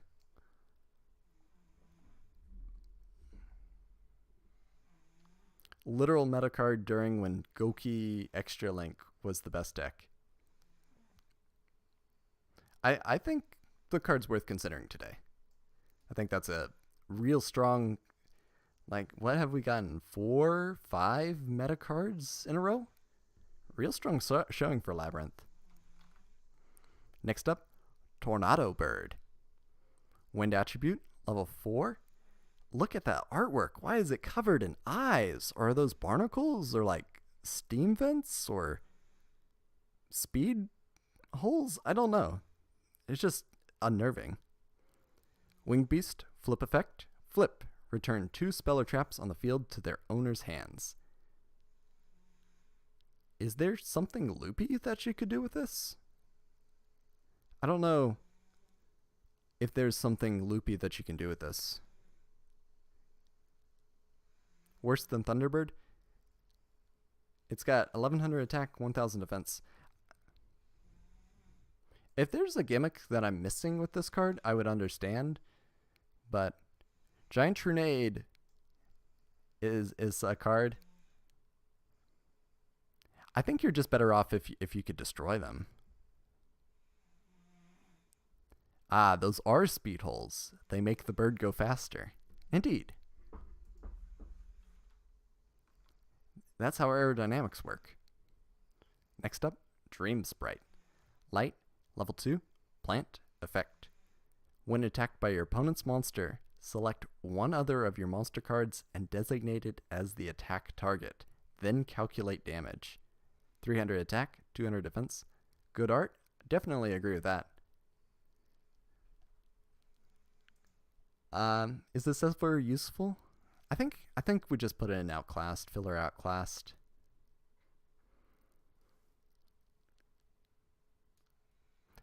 You can sort of use it, but wait till we get Ancient Lamp and Magical Arm Shield. A lot of cards are like that. Kind of looks like Avatar. I'm guessing the Navi, the blue people one, not the Airbender one. Next up, this card's really strong. Zambira the Dark. Dark attribute, level 4. Warrior effect. This card cannot attack your opponent directly. If this card destroys a monster by battle, this card loses 200 attack. 2100 attack, 500 defense. This card is awesome. And the reason why it's awesome is that this is a roto target. It was definitely meta at one point, I agree. We can put it, like, I guess, over Gemini Elf. It's a roto target that you can then use for deck devastation virus, which is a really good combo. I don't know if it's all the way up to useful today, because it is fusion material, and like fusion conscription or maybe fusion reserve, there's something that you could do with it. It doesn't need to attack. It can just be a standing wall like Jaragumo. Card's real good. I love the design of it.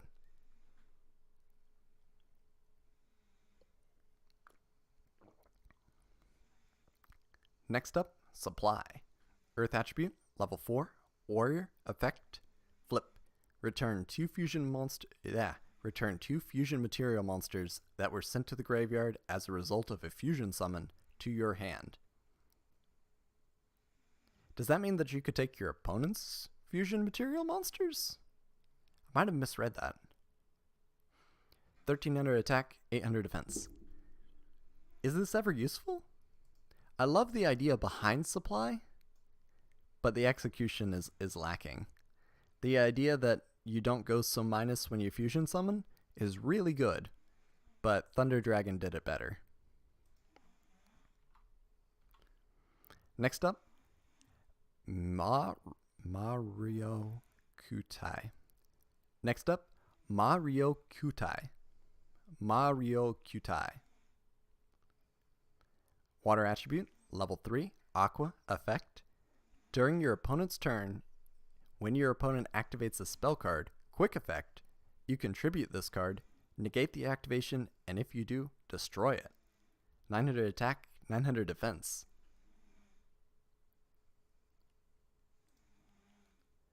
I think this card is either in the gimmick tier, which I wouldn't mind putting it there, or very slightly considerable today. Just you get it on board and then you negate a spell, and that's pretty good. Plus it's fusion material, there's a lot of ways to search it. This card is so weird. What is that kind of art? Why is it water? I'm just confused. I don't know. Very good question. It looks like Crystal Skull to me, but I might just keep this in gimmick potential for now. Like top of gimmick. Because the card is really interesting.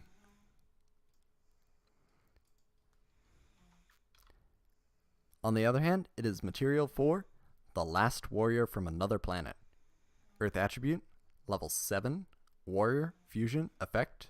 Materials are Zambira the Dark and Mario Kyutai. If this card is special summoned, destroy all other monsters you control. Great start. Neither player can summon monsters. 2350 attack, 2300 defense. So this card's currently legal, which means I think this card is like right next to Jowgen, except better. If you can bring out Last Warrior from another planet, you just say no summoning, and that is even better than Jowgen. This card is really strong, bordering on design mistake. I don't know if we have to wait for this card to be officially recognized as a design mistake for it to count, but I think it's all the way there. It's a good Waking the Dragons target. It is. Doesn't it put cards face down? I think what you're thinking is, yes, you can still set monsters against Last Warrior from another planet. Yeah, you can still set against it. I don't know if this card's been abused since like 2007 though. Hey, Waking the Dragons exists. That trap card, when it gets destroyed and you get a fusion monster out, you might be able to get it out with like Temple of the Kings. Anyway, there's some silly stuff that you can do. I think the ceiling of the card might be what makes it a mistake more than anything. Maybe not its actual application. Next up, Collected Power. Normal trap. Target one face-up monster on the field. Equip it with all equip cards on the field. If any of those equip cards is now equipped to an incorrect target, destroy that equip card. Why? I like how this card sort of prevents what you think it does.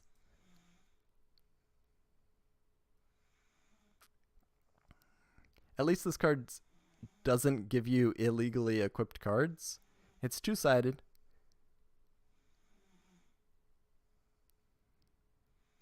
I think if you go first, though, Jace, with Last Warrior from Another Planet, then you just shut your opponent out of the game, and then you just poke them with your Last Warrior from Another Planet until they die. The card is symmetric, but can be abused. Not incredibly easily, but definitely can be. Next up, Dark Spirit of the Silent. Trap. Normal trap. This card can only be activated during your opponent's battle phase. This card can only be activated during your opponent's battle step. Negate the attack of one monster and select another one of your opponent's face-up monsters and have it attack. If the new target attacking monster is in face-up defense position, change it to attack position. This card almost reads okay. This isn't Magical Arm Shield. This is, you stop attacking now, but you get to attack instead.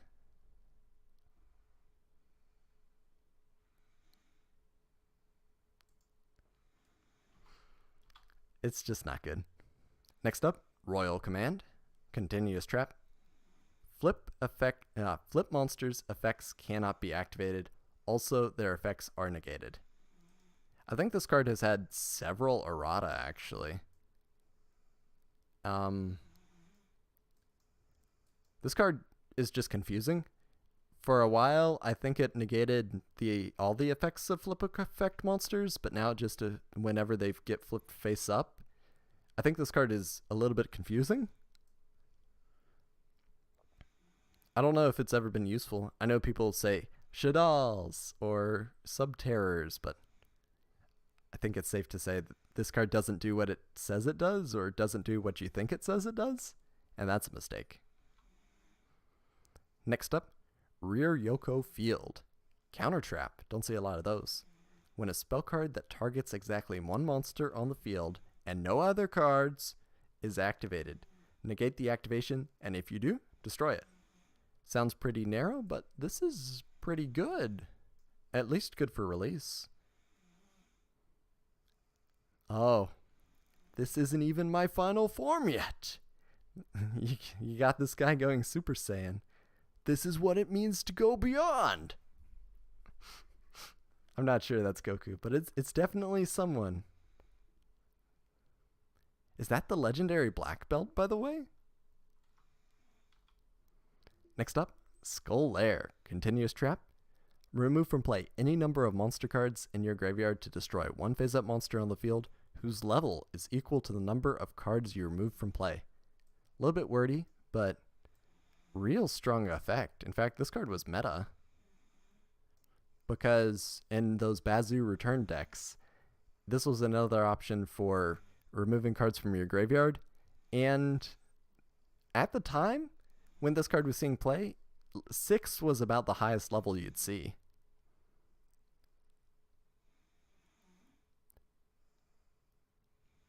Skull Lair got an errata? At one point did it get errata?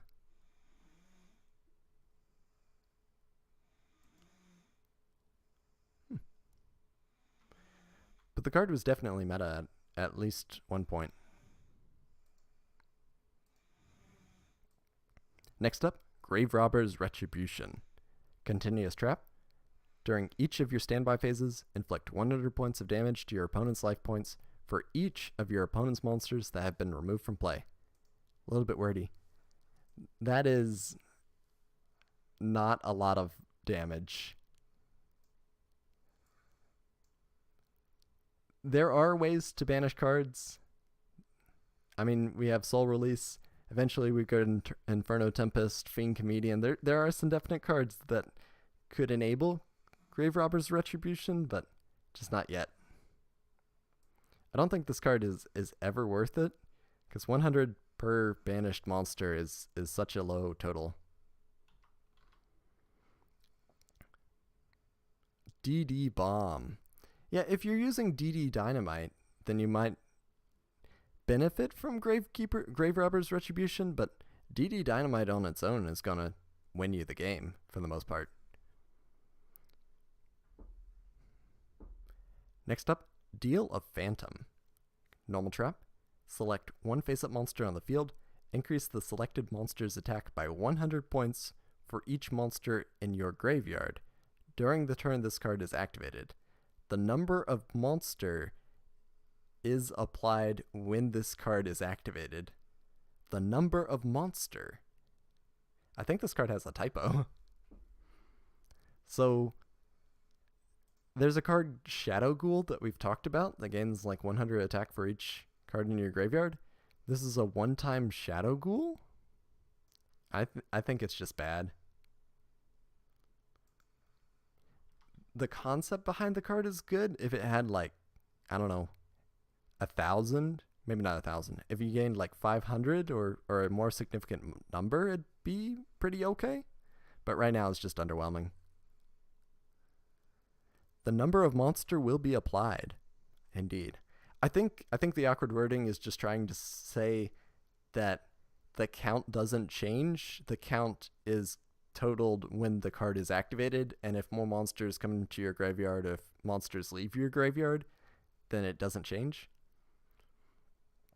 It's very awkward though. Why is the kangaroo green?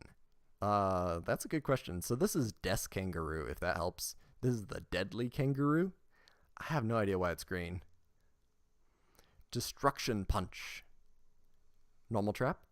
If the attack of an attacking monster on your opponent's side of the field is lower than the defense of an attacked defense position monster, destroy the attacking monster at the end of the damage step. Damage calculation is applied normally.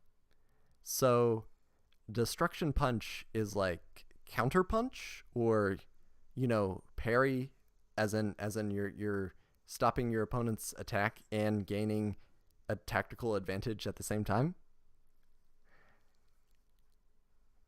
Translation a little bit off on it, but it's not piercing. It's a little bit weird. If they're attacking into your monster and they have less attack points than you have defense points, they'll take the damage and then they'll lose their monster. But you activate this and then they stop attacking you. This is one of those one-time battle tricks. I guess it's right next to Deal of the Phantom as not particularly good. Next up, Blind Destruction. Hey, is this BES card? It sort of looks like it. Continuous Trap. Once per turn, during your standby phase, roll a 6-sided die. If the result is 1 through 5, destroy all monsters on the field with the same level as the number rolled. If it is a 6, destroy all level 6 and higher monsters on the field. It does what it says so on the 10. It is awkward removal every turn. I think Roulette Barrel comes out in a couple sets, and Roulette Barrel's a little bit better than this card, but not good.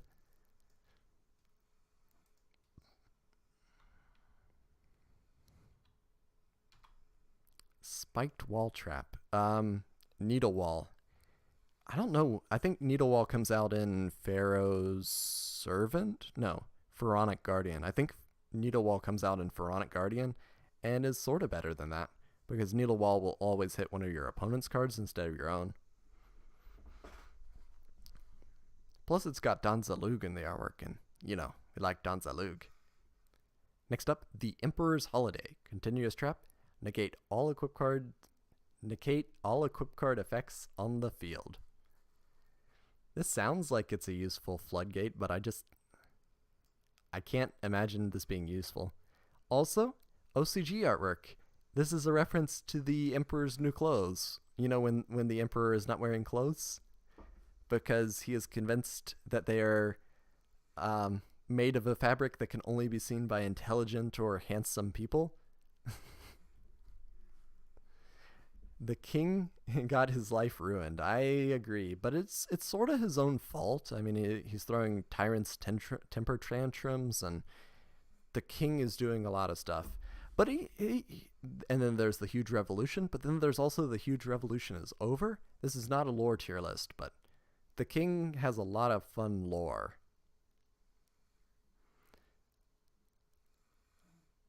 What is the flavor here? Why does the Emperor's being on vacation turn off equips? I think it's because the Emperor has no clothes. Like, his equipment doesn't exist, so your equipment doesn't work? Be nice to him. The tyrant had a tummy ache. He did. No clothes equals no equip spells. Makes sense.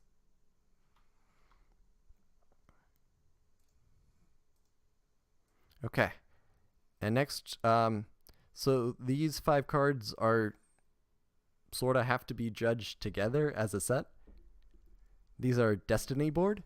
So in Japan, they spell out DEATH or death, but in the TCG they spell out final or FINAL. So the actual cards TCG artwork, but the graphics are the OCG. And if you actually look real closely in the OCG artwork, you can see the planchet from the actual forbidden board. And Dark Necrofear is the one whose hand is on the planchet that starts spelling out the words. Real cool. I actually really like the card, and we sort of missed out on that because of regionalization. But what does Destiny board actually do?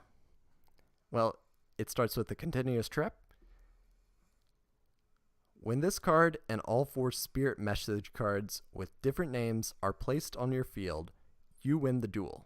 Once per turn, during your opponent's end phase, place 1 Spirit Message card from your hand or deck in your spell and trap card zone, face up in the order of INAL. When any Spirit Message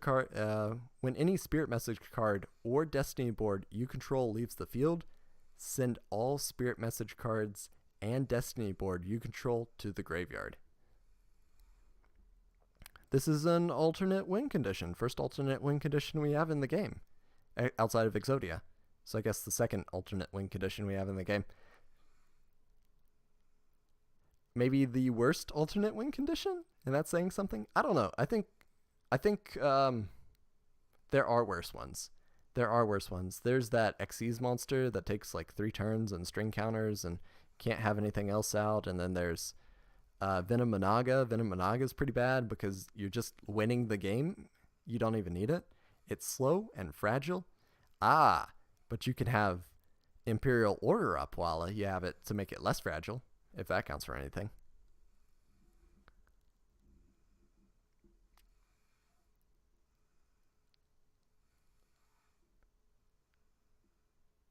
It doesn't have to actually be placed final. It can be placed in FIAL. What?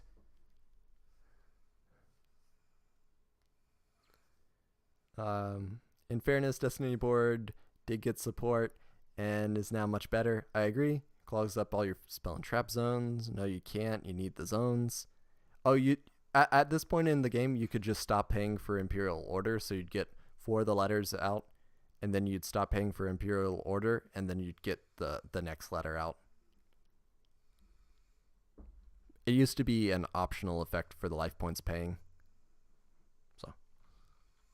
That's context note. Next up, Spirit Message I guess Spirit Message E in the OCG. Continuous spell. This card can be placed on the field. This card can only be placed on the field by the effect of Destiny Board. This card does nothing. This card, it does absolutely nothing. You can't even activate this card. So one of the silly things that you can do with this card is you can give it to your opponent and then they can't get it out of their hand.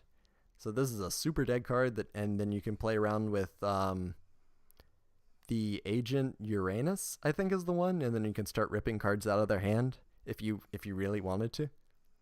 It's silly.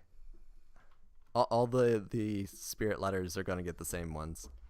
Spirit Message In. Continuous spell. This card can be placed on the field, can only be placed on the field by the effect of Destiny Board. Yes, you can use exchange with it. You can also use gift exchange if you really wanted to. Next up, Spirit Message A. Continuous spell.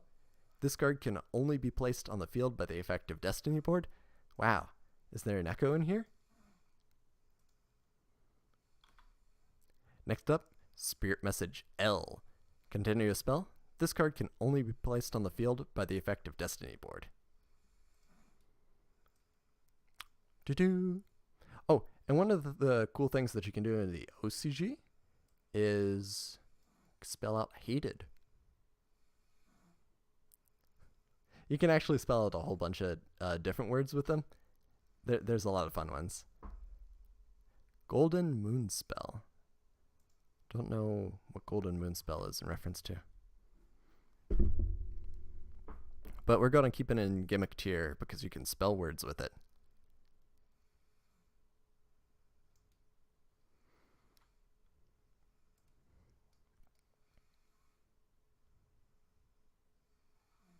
Next up, the Dark Door. Continuous spell. A lot of those in this set. Only one monster can attack during each battle phase. Theoretically, this is a very impactful card, but I think it's just outclassed. Draw 2, give your opponent 2 cards. Golden Moon. Ooh, that is a very interesting one. Okay. Giving your opponent some garbage that they can't use. I think that's okay. Next up, Spiritualism. Return one spell/trap card your opponent controls to the hand. This card's activation and effect cannot be negated. Spell speed 4, sorta? I think this card is almost useful. If you have Imperial Order out, yeah, you can stop Imperial Order, but they also have like Horus. Horus, the Black Flame Dragon level 8, just stops this card. I think the problem is so many of our monsters have become our floodgates that Spiritualism isn't strong enough anymore. I think if Spiritualism could hit monsters, it'd be amazing. Against Mystic Mind's stall, you can do Secret Village of the Spellcasters. There's a lot of little things that you can do with it. It always reads better than it is, though. I wish the card was more useful. Next up, Cyclone. No, not Cyclone. Cyclone. Cyclone Laser. Gotta be careful. Equipped spell. You can only equip this card to Gradius. Increase the attack of Gradius by 300 points. When the equipped Gradius attacks with an attack that is higher than the defense of the defense position monster, inflict the difference as battle damage to your opponent's life points. So, only works on Gradius, and combines a very mediocre attack gain with very Meteor Crush. This card's bad. This card's real bad. Gradius is a archetype? Question mark? That sounds like a question. It gets through Field Barrier, and if you bounce MM back to the hand, you can't play it again because of the Field Barrier. Okay. Mystic Miner coming in with the Mystic Mine tech, I guess the anti-Mystic Mine tech. There are uses for Spiritualism. I don't know if it's ever worth considering anymore, but I think it's potentially useful. Next up, Bait Doll. Target one set card on the field. Target one set card in the spell and trap card zone. Reveal that target. Force its activation if it is a trap card. Then negate its effect if the activation timing is incorrect. And if you do, destroy it. If it is not a trap card, return it face down. When this card resolves, shuffle it into the deck instead of sending it to the graveyard. This card is so weird. Like, I can't think of many other cards that operate like this. I don't think it's bad. I think you keep it in Gimmick. Is where we keep it. It is very janky. One of the things you can do is give your opponent Relay Soul, and then wait for them to set it, and then use Bait Doll against their Relay Soul, and then they'll lose the game somehow. You could force your opponent to activate something important, yeah. If you can somehow read their board state, like Mind Hackers or Man with Widget, it's pretty okay. This card shuffles itself into the deck, so there might be some use that you could have with it like that. I'm not going to say it's useless, because it's not. I just don't know if it's ever useful. Like, there should be a middle ground between useless and useful that's just use. Next up, Defusion. Quick play spell. Target one fusion monster on the field, return that target to the extra deck, then, if all the fusion materials that were used for its fusion summon are in the graveyard, you can special summon all of them. Oh yeah, this card's great. I think Defusion is really good. One of the silly things that you can do with Defusion is you can use it as a disruption tool against your opponent's monsters. And sometimes, if they don't have the correct materials in the graveyard anymore, it's just free removal. Is it good enough to see today? Widget is pronounced like Ujat. I understand that Ujat is one of the correct pronunciations, but I looked it up, and Widget or Widget is also another correct pronunciation.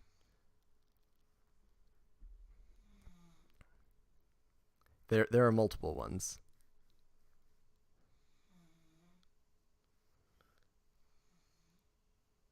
It doesn't summon from your opponent's graveyard.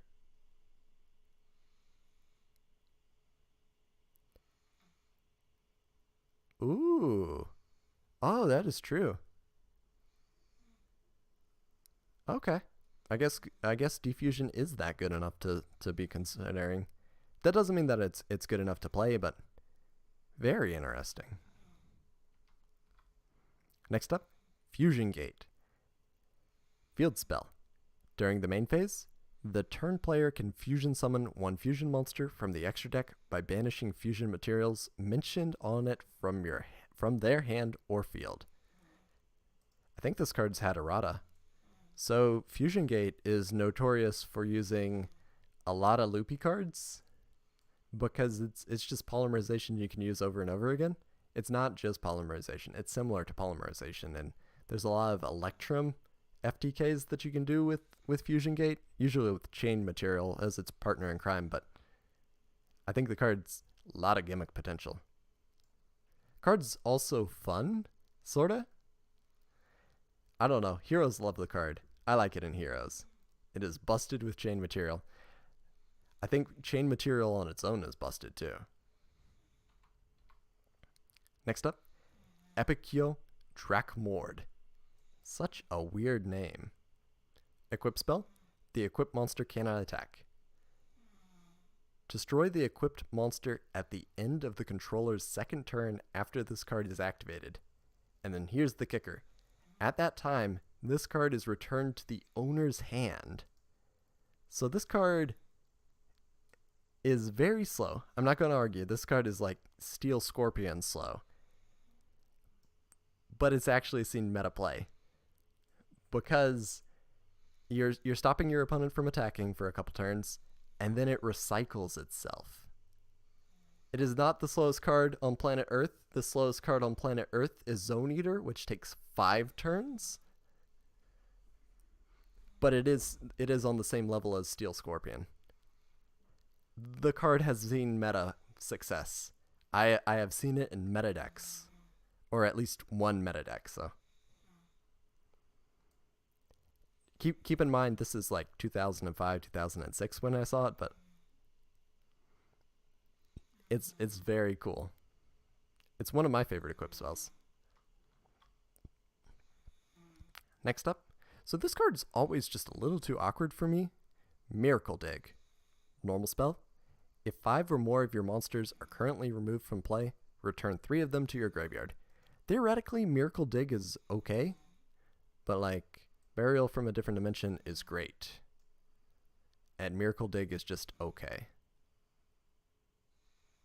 Epikyo Drakmor should be on cards to consider. Maybe from a pure design perspective. I'm thinking about doing GOAT cards to consider more than anything, just so that people don't have such high expectations, because the meta really distorts people's perception. Thank you. Yeah, I think if I write GOAT or put a GOAT in the thumbnail, people will understand.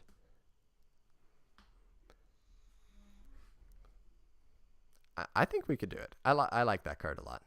It's very interesting. Not a lot of equip spells recycle themselves.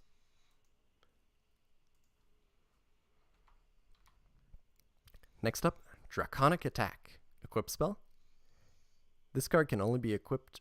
This card can only be used to equip warrior type monsters. A little awkward in the wording there.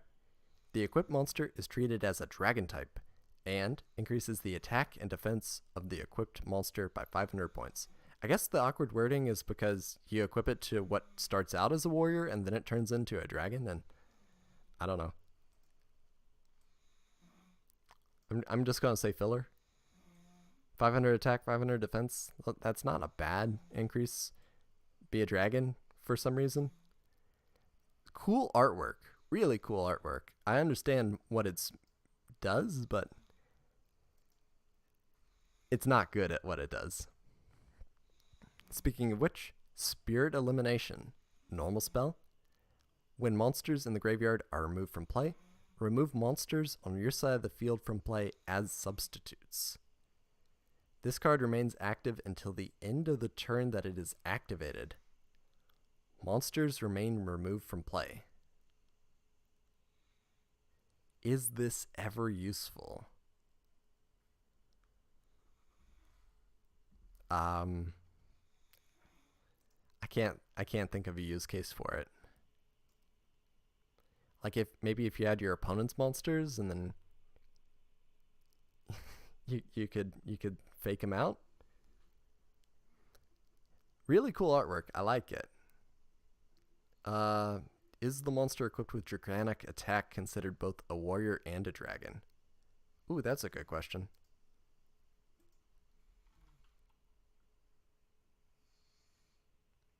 I think it becomes a dragon. When you really want to protect your graveyard instead of your board for some reason. Yeah, I think Spirit Elimination's an anime card. It would replace some fusion cards that banish, I guess. Oh man, that hurts my head because, like, I'm thinking about Miracle Fusion, or I'm thinking about Draconic Mirror, Dragon's Mirror. Those are the two that banish, but you can also use them from your side of the field for those, so there's no benefit in that case. There might be a super edge case where it's useful. Maybe. Next up, Summoning Sickness the card. Vengeful Bog Spirit. Continuous spell. Monsters cannot attack the turn they are summoned. Very simple effect. I have seen this said that you could use this in your Toon deck with your old school Toons because it won't slow you down, but it will slow down your opponent. Meme Venom decks. Okay. Is it filler outclassed, or is it even good on release? I don't know if I feel like it could be good on release. It was good in Pac-Man.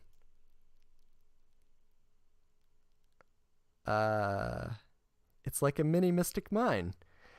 It does some of the things of Mystic Mine, but not the important things. Yeah, it ends up being bad Gravity Bind. Most of the time you just want to turn off attacking completely. Okay, last card, secret rare, Magic Cylinder. Woo. Normal trap. When an opponent's monster declares an attack, target the attacking monster, negate the attack, and if you do, inflict damage to your opponent equal to its attack. Yeah. This card was on the ban list at 1 for a very, very long time. And as mentioned earlier, you soup it up with your your United We Stand, your Mage Power, and then you hit them with the Magic Cylinder. Ooh, pretty dirty. Magic Cylinder is the ultimate Know You card. I'm thinking Mirror Force might be even more. As iconic as it is, it's terrible. I don't think you play Magic Cylinder anymore. You much prefer to like get rid of the threat with D-Prison or even Sakuretsu Armor. But at the time, dealing, 2,000, 3,000 points of damage off of one card, that's a really efficient rate. I think that's Labyrinth of Nightmare done. I think this is a pretty well designed set. A few cards actually still worth considering today. A lot of cards ended up being good in the meta, a lot of cards good on release. And then like half the set is still filler or worse. Not too bad. I don't know how to evaluate gimmick cards.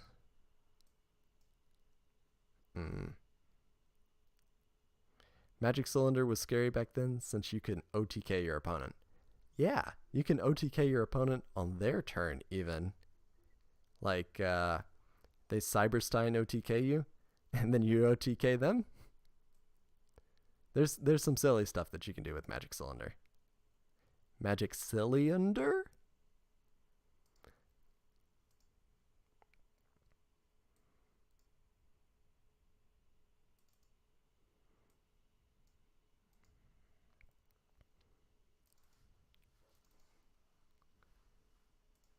Okay, I'm going to set up for one more set tonight.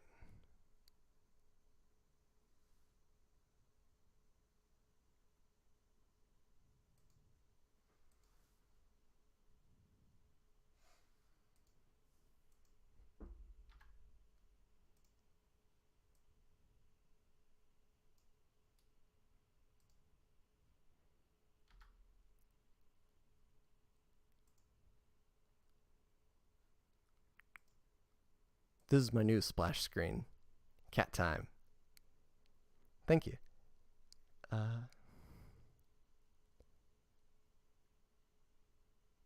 Magic Cylinder should just deal a flat 8,000 damage. That would make it incredible. That would make it way too strong.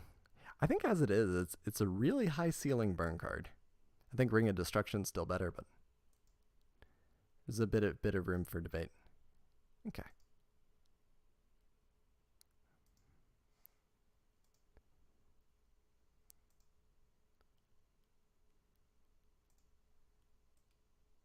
So I'm actually going to be combining two sets. I think there are a total of 2 new cards that were released in Tournament Pack 3. And then there are 5 total cards that were released in Star Deck Joey and Starter Deck Pegasus. So I didn't want to make a tier list with just 2 entries. So this is a little bit more, and then we're going to finish the stream. So let's start with Needleworm. Earth attribute, level 2, insect, effect, Send the top 5 cards of your opponent's deck to the graveyard. 750 attack, 600 defense. I think this card's better when it starts a nest, and you can use it in your own deck. This is Larvae Moth's cousin. Oh yeah, the ugly cousin. I don't know if you've ever used this. I know there's one silly thing that you can do with Magical Thorn. Or can you even do that with Magical Thorn anymore? It says send. I think it used to say discard instead of send, so you can't even do it with Magical Thorn. This is a candidate for Empty Jar. But it's not the best candidate for Empty Jar. You want your Morphing Jar, you want your Cyber Jar, because those give you your draw support. I think it's purple, so it goes in the purple tier. Good on release seems fair. There are much better deck out. I think like Titan of Industry, the rank 5's a better one. There's a lot better ones now. I think Gimmick is a little cheating as far as tier, but I think it's also a very good candidate for it. The only other new card I think introduced in Tournament Pack 3 is Anti-Raigeki. Normal trap. When your opponent activates Raigeki, negate its effect, and if you do, destroy all monsters your opponent controls. All monsters your opponent controls. That is a big upside for a very bad card. Theoretically, Anti-Raigeki, pretty strong. This is the Raigeki version of no you activate your Uno reverse card. Except Raigeki's banned for years, and you can't activate this card. This is a total anime card. It's way too specific. Now, if this card was like Starlight Road and it just responded to when multiple cards would be destroyed, oh, that'd be real good, but this is not Starlight Road.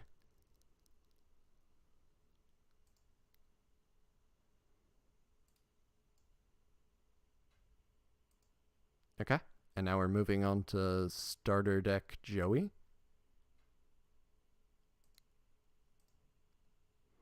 Who starts with Penguin Soldier. Water, level 2, Aqua, Effect, Flip. You can target up to 2 monsters on the field. Return those targets to the hand. 750 attack, 500 defense.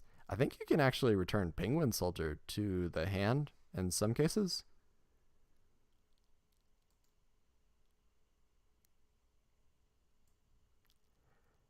I don't know where you put Penguin Soldier. It's definitely real good on release. It's even seen meta success. It's sort of gimmicky. There's some silly stuff that you can do with Penguin Soldier. Okay, so you can return itself to hand if it wasn't attacked. Penguin Strunk. Penguin are strong. The Penguin deck is actually pretty funny. There's a Penguin archetype, and I think you can actually use this one to make Totally Awesome, because it's level 2 Aqua, right? Decent modern Penguin deck. Okay. Yes, Penguin Soldier decent in the Penguin deck, but is the Penguin deck decent is the question. It's better than Hane Hane. I can agree with that. Card's real good, for at least for the time, but maybe today, not so much. I think the entire set and flip mechanics have been largely power crept. What hasn't been power crept, though, is Scapegoat. Scapegoat, all the way worth considering today. Quick play spell. Special summon 4 sheep tokens. Beast, Earth, level 1, 0 attack, 0 defense, in defense position. They cannot be tributed for a tribute summon. You cannot summon any monsters the turn you activate this card, but you can normal set. So, Scapegoat, quick play spell, use it on your opponent's turn. It has aged incredibly well. This is swarm, get 4 monsters, make some synchros, make some link monsters. Can't X these because these are tokens, but there's a ton of things that you can use the Scapegoat tokens for. Real strong. This is like the definition of goat format. Penguin deck is fun stun, yes. Kind of relies on the Synchro and Toad, but by and large, it's a solid casual one.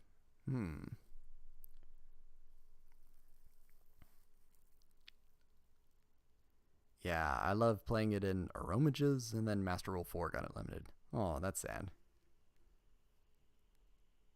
Last time it was meta was in Trickstars. Is Scapegoat still semi-limited? I think it might be at 3 even right now. Anyway, I think it's worth considering today. That doesn't mean that it's worth playing today, but at least something that you can think about and not be laughed at too hard.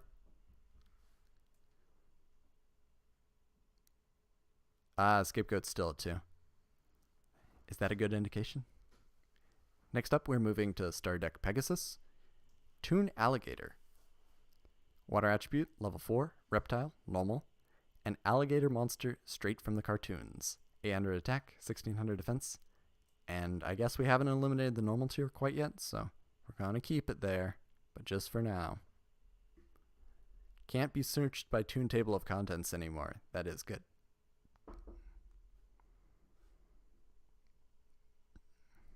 Scapegoat's problem is that there isn't a deck that wants to use it. Yeah, that makes sense. I think the card is still really strong, but the meta is not conducive to it at the moment. And I think that's very fair to say. Okay. Next up, Graceful Charity. OCG artwork, gotta remove the halos. Normal spell. Draw 3 cards, then discard 2 cards. I think I said that the drawing was a cost for this card. I don't know where I heard that, but I think I just accepted it without thinking. Oh yeah, this card is amazing. This card is design mistake territory. It is just so strong. Draw 3 cards, draw 3 cards, draw 3 cards. That is those text. If this card wasn't banned, it would be unbanned for one tournament or one event or one format, and then it goes straight back to banned. Fair and balanced. No, it is not. This card, even without Dark Worlds or Dangered or Fabled, is crazy. So many decks can take advantage of just having things in their graveyard. Arguably better than Pot of Greed in today's meta. Arguably better than Pot of Greed in general. This card is neutral card advantage. It is just such strong graveyard setup, acceleration. It is not healthy for the game. One of the strongest cards ever introduced. And it's in the top 10 in my mind. Even back in the day, the discard wasn't that big of a deal with cards like Sinister Serpent and Treeborn Frog. Those are true. What card doesn't want draw 3, dump 2? Yeah. Man, it is ridiculously strong. Okay. Last card in Star Deck Pegasus. I believe only the shiny foil cards that were in the structure decks were new cards, and everything else was reprints, except for Toon Alligator for some reason. That might be a mistake on my part, but I'm really not sure. And then the other shiny card in his deck is Relinquished, and then Griffin Wing. Normal trap. When your opponent activates Harpy's Feather Duster, negate its effect, and if you do, destroy all spell and traps your opponent controls. Hey, wait a second, I just read that effect. That's Anti-Raigeki. It's, man.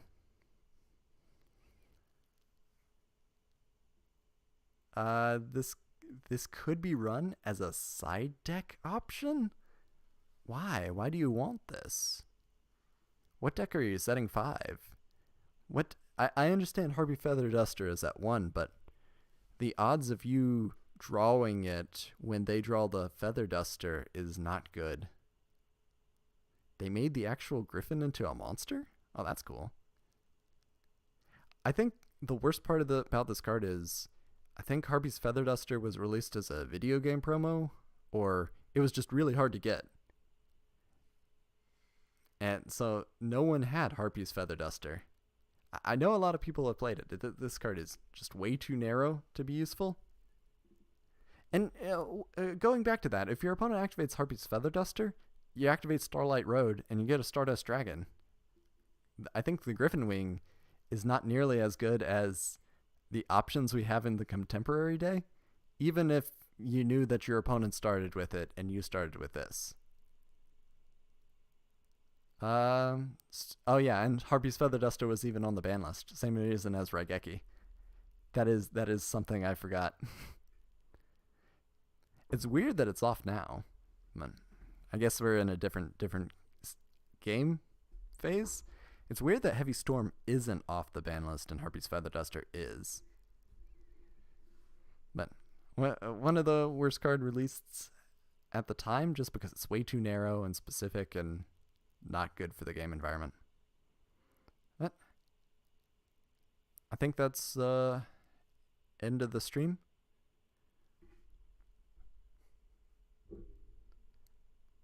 I think next time we're removing the normal tier completely. Normal monsters are going to have to fend for themselves. Or just be shuffled in with the other bad and very bad cards.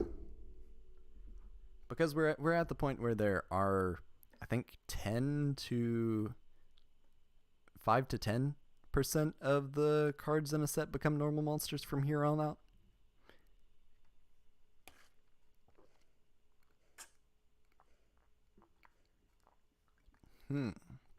Instead, we should be grading good art and bad art tier. My brother said that we should be grading them on the caliber of art. He said you should have a blue tier because you like blue. Blue cards go in the blue tier. It's like, no. At least we have some small measure of objectivity. I bend it a lot, but I can point to decks which used these cards in the metagame at one point. I can show you the time where Epic Yo Drakmord was in a meta deck, at the very least.